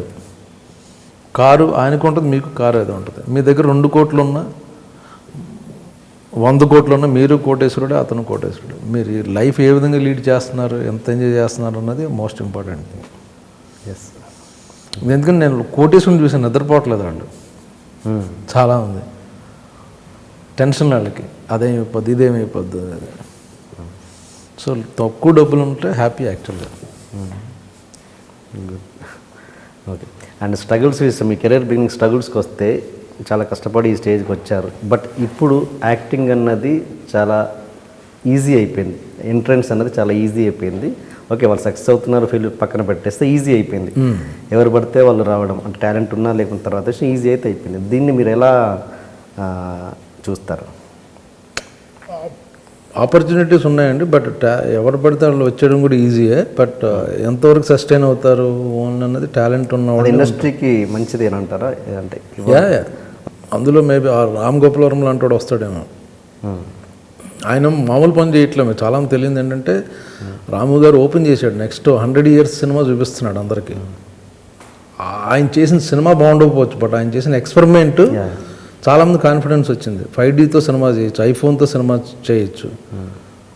కానీ యాక్టర్ వాల్యూ పడిపోవట్లేదా? ఇప్పుడు సపోజ్ ఓకే, బ్రహ్మాజీ గారు ఒక 5 లక్షలు తీసుకుంటున్నారా, ఆయన ఎందుకు 50,000లో ఇంకో ఆర్టిస్ట్ ఉన్నాడు అతను పెట్టేసుకోండి.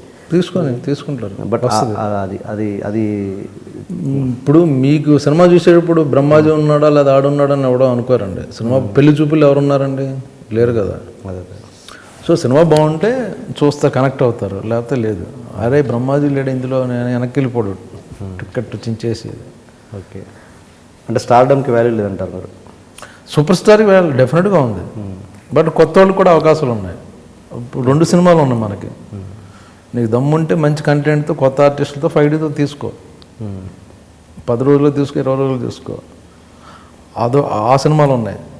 Okay, same time super star సినిమాలు, స్టార్డమ్ సినిమాలు అవి కూడా ఉన్నాయి. ఆ అదృష్టం ఇప్పుడు వచ్చింది మనకి. మల్టీప్లెక్స్ల సినిమాలు కొన్ని ఉన్నాయి, నువ్వు డిఫరెంట్ మూవీస్ కావాలంటే మీరు తీసుకోవచ్చు. దేర్ 100 crores మూవీస్ ఉన్నాయి, అవి ఉన్నాయి, ఇవి ఉన్నాయి. ఓకే ఓకే సార్, ఇంటర్వ్యూ అయిపోయింది కానీ ఒక చిన్న క్వశ్చన్. మీకు నన్ను ఎక్కడైనా చూసినట్టు గుర్తుందా? మీకు ఎక్కడైనా చూసినట్టు అనిపిస్తుంది? అవును అనిపిస్తుంది, చూసిన. ఎక్కడ? ఏం తెలియదు, ఎక్కడో చూసాను అనుకుంటున్నాను, ఎక్కడో ట్రావెల్ అయ్యాం, వర్క్ చేసామని కూడా అనిపిస్తుంది. అవునా? అవును. అప్పట్లో ఒకటి ఉండేవాడు సినిమాలో, మీ అప్పట్లో ఒకటి ఉండేవాళ్ళు, మీ కాంబినేషన్లో నేను యాక్ట్ చేశా కదా. నక్సలైట్ లీడర్, నక్సలైట్ బోర్డు మీద. అవును, అది నాకు తెలిసిన ఫేస్ అనుకుంటున్నాను. ఎక్కడో చూసాను అనుకుంటున్నాను కానీ నాకు కరెక్టే. అది చాలా మంచి సినిమా అండి. డెఫినెట్ మంచి సినిమా. సాగర్ పరిచయం బాదే. గిరి మీరు నిలబడి వింటారు కదా. అవునవును, చెప్పినట్టు గుర్తు నాకు. ఇక్కడ కనెక్ట్ చేసుకోలేదు కానీ నిజమే, అప్పుడు సాగర్ చెప్పాడు కరెక్ట్. డెఫినెట్గా మంచి సినిమా వద్దని చాలా నేను డబ్బింగ్ కూడా చెప్పాను. చాలా నేను చేసిన వాటికి డిఫరెంట్ క్యారెక్టర్ ఇది టోటల్గా. Anyway sir, all the best. And షోకి వచ్చినందుకు చాలా థ్యాంక్స్. Thank you. మళ్ళీ మీరు మంచి, అంటే చాలా ఇంకా లాంగ్ కెరీర్ ఉండాలి మీకు. మీరు అంటే మీ మంచితనానికి ముఖ్యంగా. Thank you sir. Thank you అండి. Thank you. తనకు ఇష్టమైన పనిని మూర్ఖుడు కూడా చేయగలడు, కానీ బుద్ధిమంతుడు మాత్రం తాను చేస్తున్న ప్రతి పనిని తనకు ఇష్టమైన పనిగా మార్చుకుంటాడు.